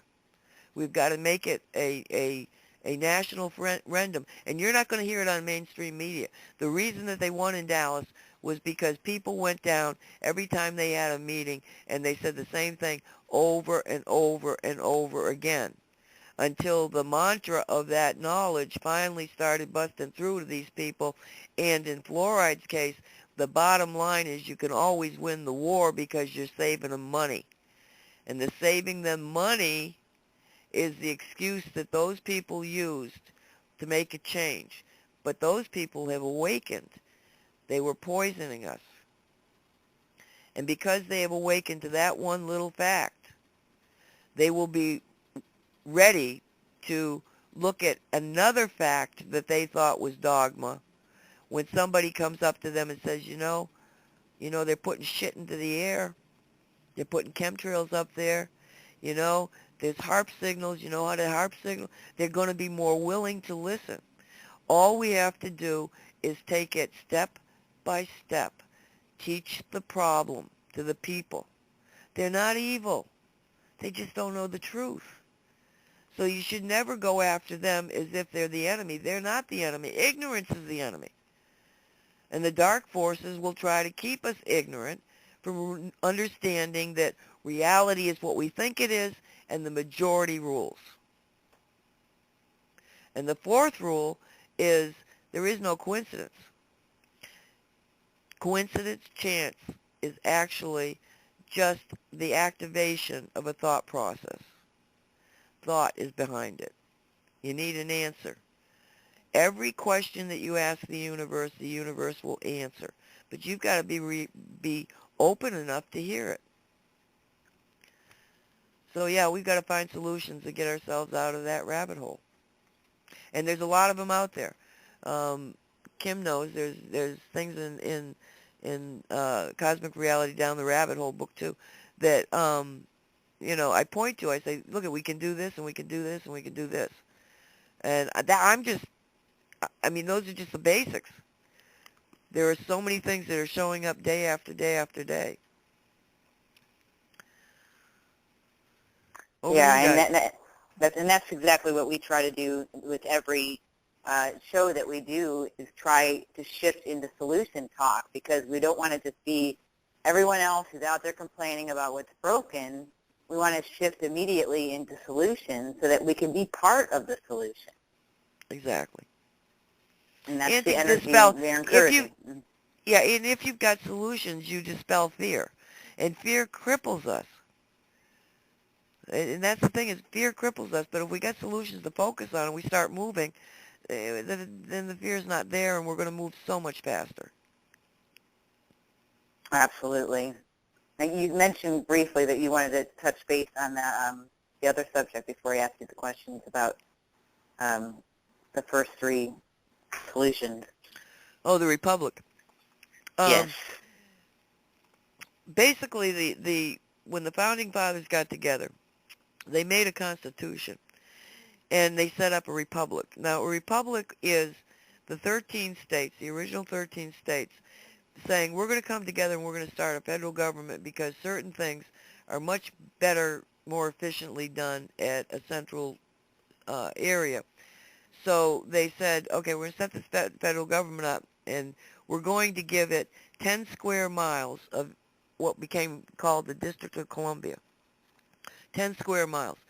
That government was not allowed to own any other land unless the country went to war and got some land because of the war, or that they bought. The federal government actually purchased land for itself. So the other things that were allowed to be done at the federal level were maintaining roads, maintaining a standing army, having foreign diplomatic affairs and laws, and commercial laws regarding international people coming over, immigration, and other, but very, very limited. They were not given the rights to do any of the things that they've been doing since the Civil War. At the time of the Civil War, we all hear that it was a question of the slavery question. The slavery question was absolutely involved, but the real question was the rights of the states to tell the federal government, we don't like what you're doing anymore, so we're just going to pull out of the Republic.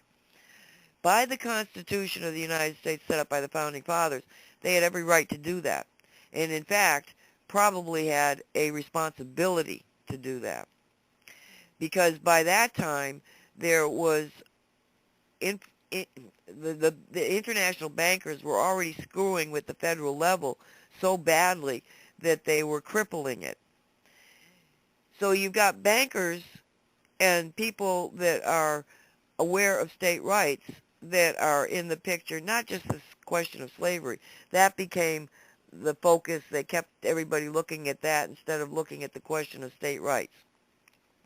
So the Confederate nations say, we're not going to play the game anymore, and illegally, unconstitutionally, immorally, the northern states said, well, yes, you are. But it wasn't the northern states, it was the federal government saying, yes, you are. At that moment in time, the republic was lost. But it gets even worse, because after the war, the country, of course, was devastated, and the bankers had actually fermented this war. And so the country was completely devastated, and the bankers come up to the Congress, and it was the 41st Congress at the time, and they said, we got an idea here. We'll take over operations in the District of Columbia, and we'll give you all the money you need to get yourselves out of this mess. So the 41st Congress in 1871 passed the Act of 1871 that gave the international coalition the rights to govern the District of Columbia. That coalition set up a corporation that they named the United States. At that point, you have now the framework of a complete takeover of the federal government by a corporation. They wrote another rules for the operation of this corporation, and they called it the Constitution of the United States. Well, the Founding Fathers had written the Constitution for the United States. Belonging to, for means for. In other words, in the Founding Fathers Corporation Constitution, the sovereign individual was considered the most important thing in the republic. Under this new Constitution of the Corporation United States, the state, the federal government, was now the supreme entity. Now what they did was, you've got the ship of state, let's call it now, the corporation, the ship of state. What they did was they moved all, they set up departments that mirrored the departments of the United States as it had been when Abraham Lincoln was the president. So you've got a department in the corporation that's called the Department of Justice, the Department of Immigration, Department of Education, Department of Agriculture. All of the departments that had been there were now departments within this corporation. I know this sounds nuts, but this is what happened. Well, pretty soon, these departments of the corporation are the only thing that's existing. And it was sleight of hand. Oh, we're going to move the education department over here, and because we're moving these people over here, we might throw out a certain number of you guys because we don't trust you guys. But we're going to have another department. Pretty soon, all of the departments of the federal government, as it had been when Abraham Lincoln was president, had disappeared. Now you got a corporation that's masquerading as all these departments. Now the Department of Justice, let's go into that because that's the critical point at which they were able to do all this. If you go into a federal courtroom, you're going to see a flag there. That flag is going to have gold trim on it. That is a military flag. That flag indicates that you are in an admiralty law environment. Admiralty law says that the only thing that matters is the ship of state. It was designed for commerce of shipping between nations. It was a way of dealing with problems with your ship and the people in another nation. And so this very intricate admiralty law that became known as the King's Law or military law was now instituted within the Department of Justice being run by this corporation. When you go into one of these federal courthouses, you are they have no jurisdiction over you. The only place the corporation has, by law, now they've thrown the law away, but let's just talk like pretend it works. By law, the only place that this corporation can operate is the District of Columbia. But they've got all these federal outposts all over the place, and everybody thinks, oh, well, that's a federal courthouse. No, it isn't. It's an illegal department of a corporation that is confined to the District of Columbia. So you walk in there, and you're like, oh, my God, what do they want from me, And the judge says to you, do you know, blah, blah, blah, blah, blah, blah, blah, blah, blah, and they say to you, do you understand? And you go, yeah, I understand. Well, right then and there, you have said to the court that's got a military flag standing in the courtroom with you, under admiralty law, you have said you will agree to be tried. In admiralty law, when you've got two people coming together with a dispute, in this case you've got the federal government and you bring it together, and the federal government says, yes, I will allow this court to try to decide, to make the decision as to who's right, me or this awful, terrible person. And the awful, terrible person, being ignorant of the law, thinking that they are being in a courtroom that's under the jurisdiction of the Constitution of the United States, that thinks that they're in a real courtroom instead of a department of a corporation where admiralty law can exist, they are being asked, will you participate in this court of admiralty law? And if you go into a federal court and they ask you, do you understand? And you say, no, I do not. They can no longer try you in the court. That is admiralty law. Bill Brockbader attempted to do that during his sentencing hearing. He had been put before a judge in a courtroom with a jury. They found him guilty. There was no way you couldn't find him guilty. It was all bent that way. But then when he went by the time he got to the sentencing hearing, he understood. He understood these changes of admiralty law. He understood about the corporation. He understood that you can be a sovereign American, and if you declare yourself a sovereign American, you will no longer be responsible for mortgages, for loans, for anything, because you are outside of the jurisdiction of admiralty court.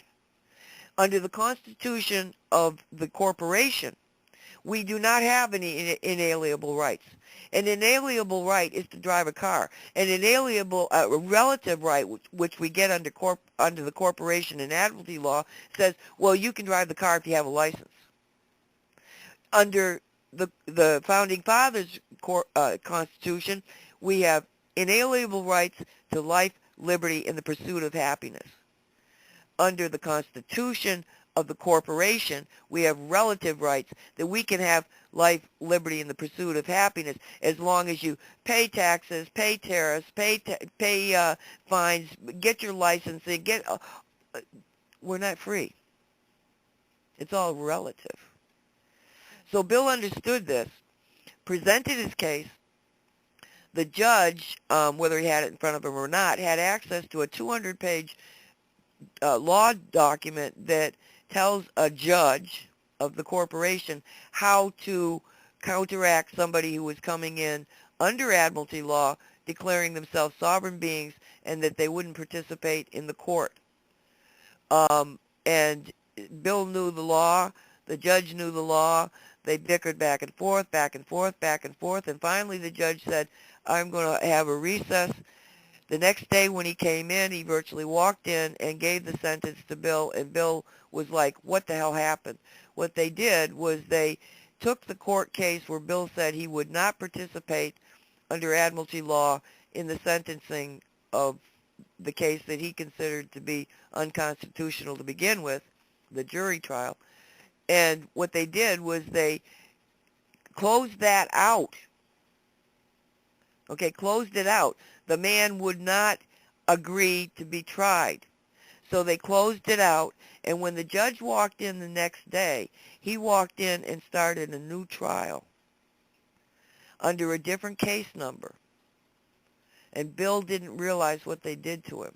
So in a sleight of hands, illegally, they went and did this to him. So he gets a sentence to, and he's in federal prison right now. But what they're very nervous about is that this sleight of hand will show up on appeal. So now they're throwing everything they can in the way of him getting the documents and getting to a point where he can actually work an appeal. So this is how they wear us down. But if every single human being understood what Bill did, if every single human being walked into a federal court and said, no, I don't understand, the entire justice system would come to a crumbling halt because it's all built on money. We're dealing with a corporation. When people go to prison, it gets so dirty. When they go to prison, a corporation is making money off of those prisoners. The judge that was the one who was involved in Bill's trial, he's listed on the American Stock Exchange because for every victim, for every criminal, for every defendant that he finds guilty, is found guilty in his court, he gets a better rating in the stock exchange. This is all true. I am not lying to you. So what we've got now is we've got a republic that has been completely taken over by this international bankers corporation called the United States that has a DUNS number. A DUNS number is a stock number. It's the way they control stocks. The DUNS number is there for the United States corporation. Its job is the federal government of the United States. The amount of employees is equivalent to the amount of federal employees. The chief executive officer is listed as Barack Obama. The second chief executive officer is listed as Biden. We do not have a government of the republic. There is no republic. It is a corporation that has hijacked this country. This sounds insane. I wrote this out. I said this can't be this simple. I spent 3 weeks going back through the documents, and this time instead of just going almost all the way back, I went all the way back to the Act of 1871. And yes, this is exactly what they did. But this unconstitutional law done by people who were traitors to the Constitution of the United States, they added one little tidbit for the future. And it says, oh, and if Congress changes its mind, we can take back the District of Columbia. All we have to do is get people into Congress and into the Senate that understand what happened, declare activation of that particular article in the Act of 1871, take back D.C., take back all of the departments that this corporation has been screwing us with, and we're a republic again. That's all it's going to take. It sounds too simple, but sometimes the simplest solution is the one that is the one. So that's how the republic was stolen. That's how the republic gets back. And everything you're seeing in the Bundy situation with the Bureau of Land Management, it's illegal. There can be no Bureau of Land Management under the Founding Fathers' Constitution. End of story. I get into a lot more in the book. There's, it shows you how the Fed's involved in it, how marijuana and hemp are critical to creating states' rights again. It's a difficult book, apparently, because there's just so much information. But you can read this first book, John Kennedy, Jesus Christ Connection, by going to cosmicreality.net. There's a PDF there. You can read that book. It's free. It was on the internet for all those years. It'll always be free. But it was put under the cover of Cosmic Reality along with Down the Rabbit Hole. And Down the Rabbit Hole you can get as cheap as $5. So I'm not trying to rip anybody out. I want the information there. But I will also tell you that if you buy the book as it's printed under one cover, you got a magical book there. It's full of energy. Everybody that looks at it, everybody that handles it, everybody that thinks about it puts more and more energy into it. It puts more and more into the final conclusion of that book, that the only thing we should be even bothered with is about ourselves and about Gaia. If we work for Gaia and work on ourselves, any future we want is possible. Absolutely. Wow, thank you, Nancy. It is really that simple. You know, what we think, what we believe that is possible, we can be part of creating that actual belief. And so that's why we step away from the negativity that's, you know, thrown at us through the distraction machine called TV, which isn't reality, and, you know, create our own reality together. I mean, that's why we come together and have these conversations. And yes, because every time we have the conversation, we work on the new reality. You know, there might not be too many, even if there was nobody listening. Well, nobody's listening to us right now. But even if nobody was listening to us, the fact that we've gone through the exercise of doing this has already affected reality. Yeah, absolutely. And Eugene, you like to just chirp in here about how it has a retro effect, actually.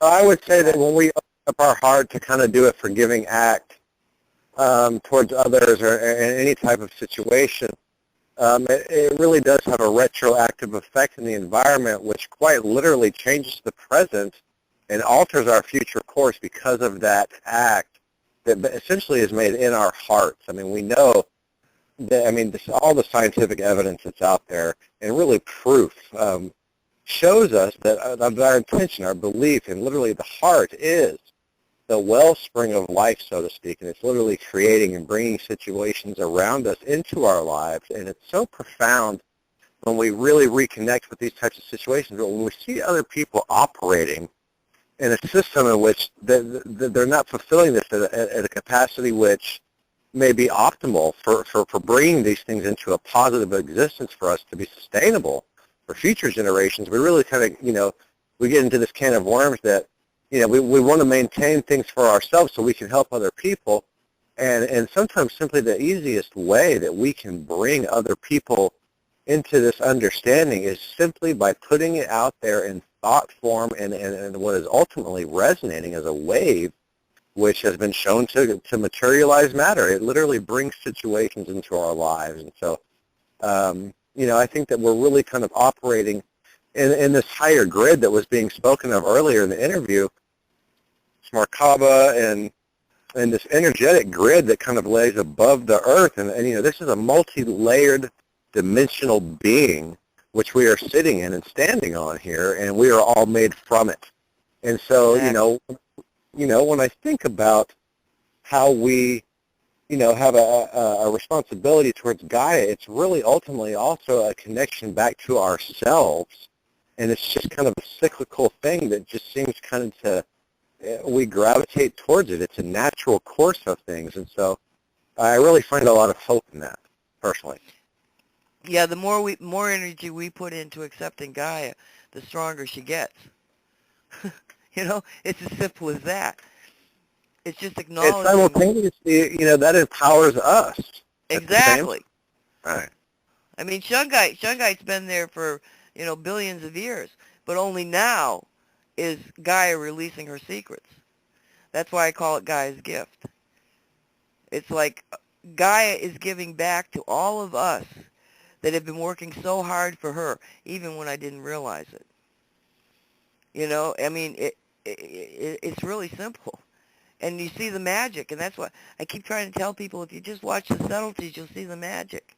And the more magic you see, the more your brain is being the matrix is falling apart of the old stuff, and you're building a new matrix that's going to let you see archangels. It's going to let you see nature spirits. It's going to let you see joy and happiness and health, not just for you, but for everybody around you, because when you start going to that position, they will resonate. I've had people say, well, if I get to this perfect person, what about the people around me? I said, well, they'll go perfect too, because the universe wants to operate on the simplest, most coherent frequency. And you get those when you've got people who are balanced. The more people that balance out and realize they are of their universe, they are the center of their reality, and you get stability, you're just a heartbeat away from having the majority. And the powers that be will now be the masses. When I was working on doing the store, I got this thing, and because I'm military trained, it's sort of the way I approach things. And you always have to have a mission statement. So the mission statement for the store that is called Gaia's Gift is to get Shungite to the masses. And I questioned the use of the word masses. And the explanation was, well, when you think of masses, the next logical word that would come to mind is massive. Okay, massive. When you get all of the people aware and working together, you've got a massive power that cannot be denied. Now, if you think of it and give it to the people, what's the next word off of people? Huh? Poverty, poo, pathetic. I mean, So I went like, oh yeah, we're the masses. We're not people. We're not poor. We're not paupers. We are the masses. We are the massive energy of reality creation. And so we work with Gaia, a consciousness that has been creating everything. How can you lose? When we see these types of uprisings that largely seem to be really covered up in our media currently, the mainstream, Thailand is a good example of one that's going on now. Of course, we've had Egypt, Brazil, and all these others. What do you see, Nancy, really happening here in our country, in America, in regards to kind of the overthrow of this system in the physical to see this to an end and reclaim our rights as a republic? How do you think that's going to play out? Well, I think that I wrote a paper about the difference between the opposition movement and the Vietnam protesters, because I am a girl of the 60s. I understand the Vietnam history. And yet when I went back through the history, I was shocked by how close the government came to falling. It was a lot of it was hidden from us that were involved in it, but it's definitely been hidden from the mass consciousness. I always think back to that time, and I think of this banner that was flying across New York University and New York City University, and it said, "They can't kill us all."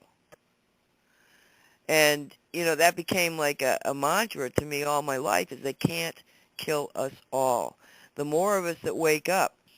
So the opposition, the Occupy movement came along, and you got all these people that are awakened. They're all woke up.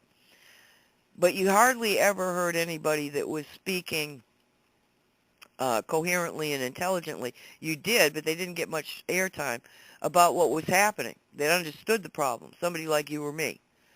You got people who are going like, well, I think there's something wrong. Well, what's wrong? Well, I'm not exactly sure. That's why we don't have any leader. That's why we don't have any ideas that we're trying to promote, but something's wrong. Well, those people may have left the streets, but they didn't leave the position of knowing that something is wrong. And when you see the amount of people that were out there, we are in open rebellion, absolutely open rebellion. I know that. It's just that it isn't manifesting by people going back to the streets. it may come to that. But in America, we do things differently in America. You know, we tried that. We went, oh, okay, we got the numbers. We can do this. Okay, so let's go back and let's look at it. Let's find out what the problems are and how to fix them. And that's what we're doing. We're in open rebellion. By the very fact that we say, you guys are a corporation that stole the republic, the fact that we say that is open rebellion. The fact that I say 9/11 did not happen the way that your government told you it happened, that's open rebellion. That's what the Patriot Act's about. Every time I come out and I talk about this stuff, I'm very much aware that I am a traitor to the dark forces, to the dark matrix. You're damn shitting right. I do not go along with it anymore. And if that means somewhere down the line I'm going to end up in a FEMA concentration camp that they've got out there, that we know they're out there, well, there's going to be too many of us. You can't put us all in FEMA camps. You can't kill us all. Too many people have awakened. It's already happened. And every time there's a lot of people out there. There's a lot of people out there who, sometimes get discouraged, and I'll see people make posts here or there. I'll see a story on, in the paper, on a website, and, they feel like the battle and the war is already lost, and it's only a matter of time and all these things. And, I'm always so interested to try to figure out how to spark people out of that and not get sucked into it to myself at the same time. And, sometimes you got to have viable solutions. You have to have viable solutions. And if we're right about the Shungite, which I have no reason at this point to think we're not, then Shungite's going to make a massive difference solution-wise. I mean, who would have assumed that Gaia would give us something that could stop all these electromagnetic poisonings, that could then allow us to feel better, to live better, to be more joyous? I have a very good friend of mine who apparently wasn't listening to me, and he decided that he and his wife decided to put Wi-Fi through their house. Well, he didn't have the Wi-Fi up 3 months before he goes to his doctor that is somebody who was trained in traditional medicine but has gone into the energy field now, works with the energy bodies to heal. She sees diseases and problems coming up, so she works with them before they actually manifest in the physical. But this time it was manifesting in the physical. And he went in and he said, I got this problem, that problem. And she says, okay, wait a minute. She said, I'm going to read a list of symptoms. You tell me which ones are applying. And every single symptom on the list, he said, yes. And she looked at him and she said, you have electromagnetic poisoning. Now, after 3 months, and probably his house is dirty to begin with, but after 3 months of adding the Wi-Fi system, now he is depressed. He's having health issues. He's in anger. His marriage is falling apart because he can't think anymore, and it's because he's been electromagnetically poisoned. So again, the universe contrived to, unfortunately for him, give us a physical body that has already been diagnosed by a medical doctor saying that this body has been poisoned electromagnetically. And of course, the first thing I did was get him Shungite. Now he left right after that to go to Europe, and they don't have anywhere near the same Wi-Fi, so he's going to get a breathing situation there anyway. But this doctor who is so progressive, she has state-of-the-art meters that she's going to let him take home when he gets back from Europe, and he's going to be able to monitor his entire house to find out what the profile of it is. But he will also have all of this Shungite, and you know that we're developing different devices to see if we can't enhance its protective capabilities. And he'll have that, so he'll see how dirty it is, and then he can put the different Shungite devices and take measurements and see if there's a change.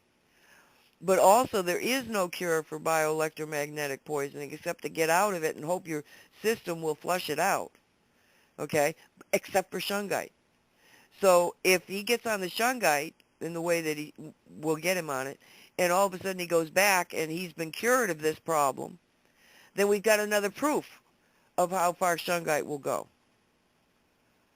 Well, I'll tell you what, I'm very interested to get the readings coming up this weekend and to be able to get that information out and hopefully duplicate some of the stuff that may have already been done in places like Russia and others in order to shield people from these types of attacks. I'm very interested to collect that data and disseminate them.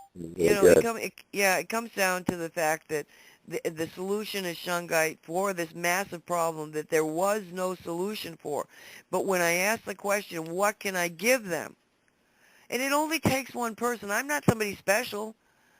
I just know that if you ask the right questions, the universe will go out of its way to give you an answer. And the question I asked was, what can I give them to protect them from this electromagnetic pollution? And boom, the next thing I know, Shungite's in my house. That's the way that you have to think. You have to assume there is a solution, and you have to ask for the solution to be provided. And the universe will give it to you. Reality is what we think it is, and the majority rules. So, the bottom line is we have to focus on solutions. Absolutely. Beautifully said. Do you guys want to continue, or are you ready to wrap up? I have one more question about the towers and the Shungite. I know they're, you're making necklaces with the Shungite to protect from the electromagnetic from the towers, but is there a future project plan to actually install Shungite physically on the towers to protect that way? Well, again, it's a matter. Think of it as a battlefield, okay?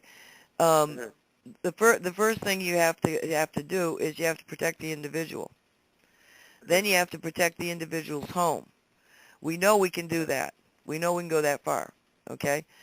Once people begin to realize that I didn't really think this stuff was dirty, but since I put this Shungite in here, all my kids are happy, my animals are happy, I don't have health issues, I don't have headaches, I don't ache, then they're going to become believers. And once they become believers, then it's like a domino effect. It's like, get that that tower away from my child. We have to take it one step at a time. And if we get Shungite into the houses of everybody out there, we've gone a long way. I have to agree with you. Yes, I'm sure that we could put some kind of a device, and as soon as we get it out there and people who know more even than I do about this, they'll develop them. They'll figure it out. Right now you can get plates that you can attach to your cell phone that will block the cell phone, supposedly. That's one other thing I was going to ask you earlier, but didn't get around to that. Yeah, I was going to ask if there were somehow Shungite cell phone cases. I'm not sure how that would happen, but you said plate. What I was going to ask they're very thin plates. They're Yeah. very thin plates. They take the Shungite and they manipulate it until it's very thin, and then it's got an adhesive on it, and you put it on. You just stick it to your phone, and supposedly it will. Well, they say that the Shungite is absorbing because they don't understand about transformation of energy. But my feeling is transforming the energy, and that is something we should be able to test. That's why I've got a bunch of flat Shungite pieces that I put aside, so that when we've got the meters, we can actually, this is what the meter's saying about that phone, and then we can put the Shungite on it and see what happens. Awesome. Sounds simple and effective. Well, like I say, I like it. Supposedly the science is out there, and I just feel more comfortable going through the testing ourselves just to make sure. Oh, yeah, that's the best way to do it, is test it yourself. And it's conceivable that we will not get the readings that we would like to see. because I'm saying it's transformed. We might be still seeing the signals, but the signals may have been transformed from something that's deadly to something that's good. And under most circumstances, I would be cautioning, because I've seen too many times where these things blew up in my face because there wasn't enough people believing in it. But now I think there's enough people believing in it and believing in Gaia and believing in Gaia's capability that it is in fact a reality. And at this point in the game, we can test it, because the documents that I'm seeing, that I'm getting back, I want to get back and back and back until I'm into the Russian documents to be able to see, okay, why did a military hospital of the Russian army make a room out of Shungite to heal people?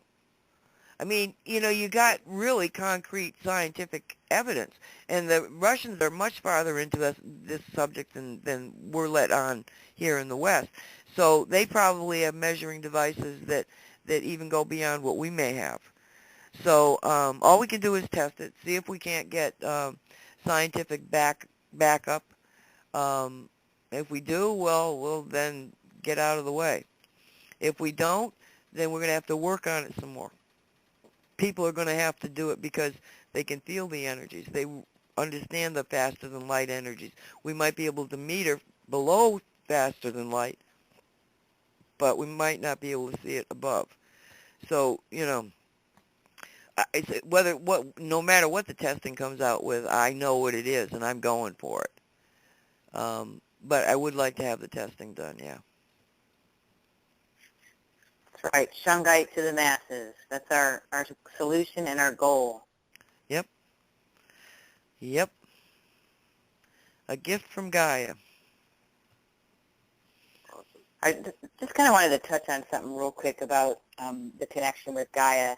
Since we had been working with the sacred land in Navajo, and this year we added Hopi in the last 4 years, we were called by Gaia to come out into sacred, lands in sacred ceremony with the indigenous. And the call, everyone that gets called out to the land all says the same thing. There's not a logical explanation. You just get called, like this deep inner soul, I must be there. And when you step off the concrete jungle and out of all this electromagnetic pollution, and you have a conversation with Gaia, it is profound. It literally changes you. And my first experience on the land, I think it was the second year we were there, and this was on the Navajo reservation. It was just me and a red mesa across the way, and I literally, my whole body was just, I was like almost in tears, because it was like the first time I ever really just had the conversation with Gaia, and was in deep gratitude for, whatever it is that we were to do to help, evolve her and her evolve us as a species, as a co-collaborators. And so when you talk about getting in nature and disconnecting from the distractions, I mean, it just really highly, wherever you are, if you are in the concrete jungle like most of us are, just put your feet on the grass, put your feet on the ground, make a connection, lay against a tree for a second, just make a connection. We're so busy and we're in shoes and we don't touch the ground and we don't have an appreciation. It's a profound connection. And it really hits me hard just being out on these sacred lands and stepping away from all this. What a profound transformation it can make when you just slow down for a second and acknowledge this relationship that we have with Gaia. Well, it was a few months ago. I was just sitting here meditating, or dozing, and all of a sudden I hear this very delightful hello, and I immediately knew it was Gaia. I said, Gaia? And she said, I have a voice. And since then, she's been whispering in my ear. And when that happened, I realized that we had made a profound jump, that Gaia was now conscious. And not only conscious, but it had a voice. So if you just let yourself listen, she will speak to you. I promise. It's really beautiful, Nancy. I really just amazed at the progress that we've all made in just a very short period of time. Aren't we having fun? Are we having fun? We're having a blast. Miracles abound, you know? Yes, ma'am. Very grateful for this call. It's just amazing. I do feel that people will resonate with what we're sharing, and again, it's always focused on the solutions. I had no idea. Like I said, it was just recently that I even heard Shungite, didn't even know what it was, and then to hear you fill in the blanks on, how that the Russian connections is pretty amazing to me. That your background and focus being on Russia, and then that this is coming directly from Russia, from a source that's literally picking it up there. Yes. Wow. And then she puts it in the mail to me. I do want to point out something. I listened to a show that you guys did about the ceremony, and whoever your guest was, and I apologize, I don't remember his name, but he was talking about how the Hopis and Navajo came together and forgave each other for indiscretions that go back, hundreds of years. And I was really impacted. I mean, I actually was crying when he was discussing it because I understood the impact of what he was saying. And that particular ceremony happened in 2012. And I realized that because you and those around you took the effort to bring the Hopis and the Navajo together, I think that that was such an incredibly important, profound, and just empowering event that you orchestrated, that it may be the only reason or one of the very major reasons that we're here today where we are. I honor you so much for having done what you have done already. It was a call from Gaia to us, and we listened and we showed up. And so I'd like to bring it all the way back around to her for calling us, because it actually is prophecy. Yep. It is prophecy that's being fulfilled right now. And thank God that we are quiet enough to hear the call and dedicated to enough to show up and to go there beyond logic. It's way beyond logic. And it feels like it's a commitment that we made prior to even being born in this lifetime, that we said we would all come together at this time to, to liberate humanity and Gaia from any and all things that have been gone in the wrong direction. And so it is amazing. We pinch ourselves. I mean, Gary Christmas is the person that we were interviewing. I actually worked with Gary, and I met Gary in 2009.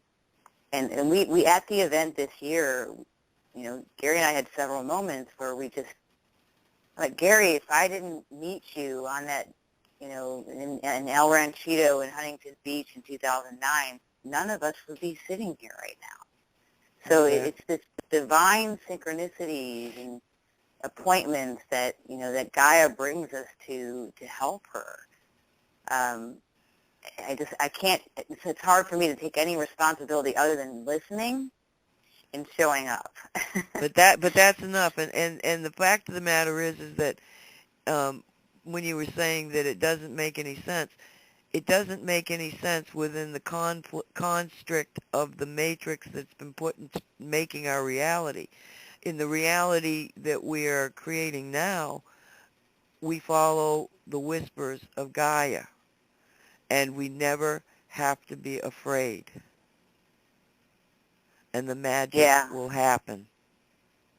And it's a beautiful, beautiful thing to listen. And just, I would say in the last year, it becomes the miracles become so natural, it's almost difficult to separate them or differentiate them from, from one to the other. So we become like one big, amazing space of gratitude, just being what we are, being committed to humanity, being committed to in service. And it's a very humbling space to be in, and the gratitude is, flows like a mighty river. It's awesome.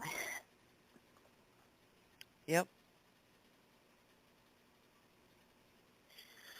Eugene or Bobby? With you. What? I was just going to ask if you guys wanted to share. Oh, I was just saying, it's awesome to be with you all at this point in time and space. Well, we've been in this point in time and space for a long time. We just are getting here. See, that's the concept, is that there is no time. It's only space and place. It's the relationship that we get the time. So somewhere we've always known that we would be here. Maybe that's why we had the courage and the energy to keep going when, it was kind of illogical to do it. We know this is here. We know we've been here. We've always been here.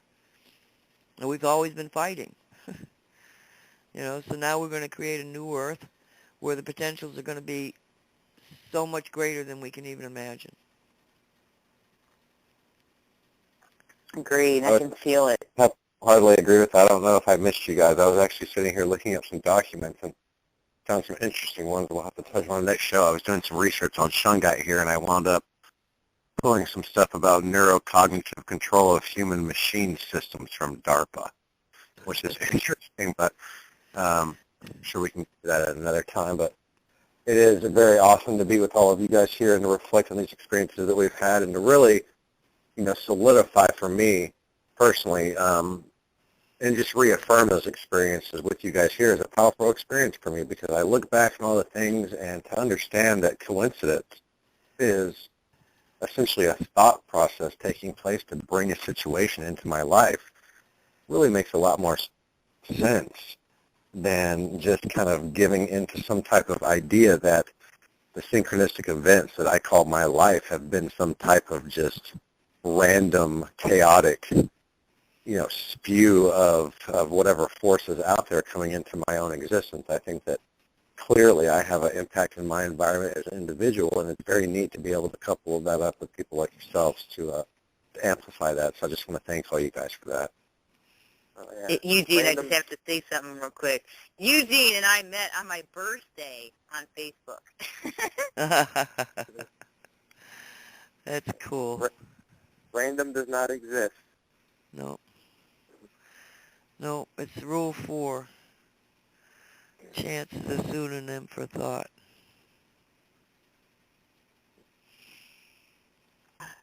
Wow, awesome sharing tonight. Really amazing. I just wanted to touch base and make sure you guys, if you wanted to share anything else, we could I think that this was a good show, and I think that there's a whole lot more to come. I think that, by the time that we get these readings done this weekend, we'll really get a chance to see. I mean, like Nancy said, we may not be able to have a measurable effect, though I suspect, particularly in the use of the cell phones, that we will see. I'm going to predict that we will see when we put these flat pieces on there and we read these devices with and without the Shungite, that we will be able to have a measurable effect with a positive outcome. And I really expect to see that. And I think that if we put some attention on that, and we've just been shown so many times over and over, particularly here lately, that our intention is creating an environment, I think that to attach that to something as powerful as a Shungite is really going to be a good thing. So looking forward to that. Yep, and just one more time, cosmicreality.net. The store will be there as soon as I can get it up. And, just thank everybody out there that took the time to participate with us on this, because it's not just the fact that when you listen, you participate. You know, you put the energy out there too. And I honor you for taking the time to listen to us, and especially to you guys for, you know, putting this together so that we could. We're making a difference just by being here and talking. So thank you all. Appreciate it. And you know, Shungite to the masses. Absolutely. Yes. Thank you, Nancy. Shungite to the masses and unity. Yep, it's all going to be like a wave, you know, all these little waves coming out from that one beautiful field of Mother Earth. Gaia's gift. Awesome, everyone. If you would like to make any last-minute mentions, I just want to make sure that you knew, Nancy, that we will have slides up where people will be able to see the website so that they don't miss it by us just saying it on air, that they will actually be able to see it in print. Okay. And if anyone likes to add anything else, we'll go ahead and get ready to close the show. Well, I'm sorry about, I've even forgotten the other guy's name that's on with us. I mean, we didn't give him any time. What's, hello? Yeah. Bobby? Bobby. Bobby, you know, he started out with us and then we never even kind of acknowledged him. Is he gone? Is he still here? I'm here. Okay. Yeah. Sorry about that. I'm glad you stayed with us though, because your energy, even if you didn't say anything, your mind must have been ticking 1,000 miles an hour. I appreciate you hanging in here with us, and I apologize for being rude. I very much appreciate good information. It's like food to me. There you go. Always. Always. Well, maybe next time you can you can do the talking, and I'll do the thinking. Be safe. But All right, everyone. That's awesome. Eugene, anything else to add, or we'll go ahead and... No, guys, I'm just ready to pick up where we left off here and get, you know, like I said, get these readings done and just get that stuff out there to everybody, and of course couple it and unify it with this other knowledge that we have, and just keep it going and put the intention to keep it positive and see the results. That's right, and this is going to be an ongoing conversation, and Nancy will probably be on this particular show, Crawling Out of the Rabbit Hole, often. So this, thank you, everyone, for being with us tonight, and lots of great information. This is just, again, scratching the surface on what we have before us. We can already feel the Shungite making a difference around us and through us. And thank you, Gaia, for your gift Thank you, to Gaia. us. Thank you. All right, everyone, God bless, and great night, and be safe, and we will talk soon. Okay, thanks, guys. All right, good night.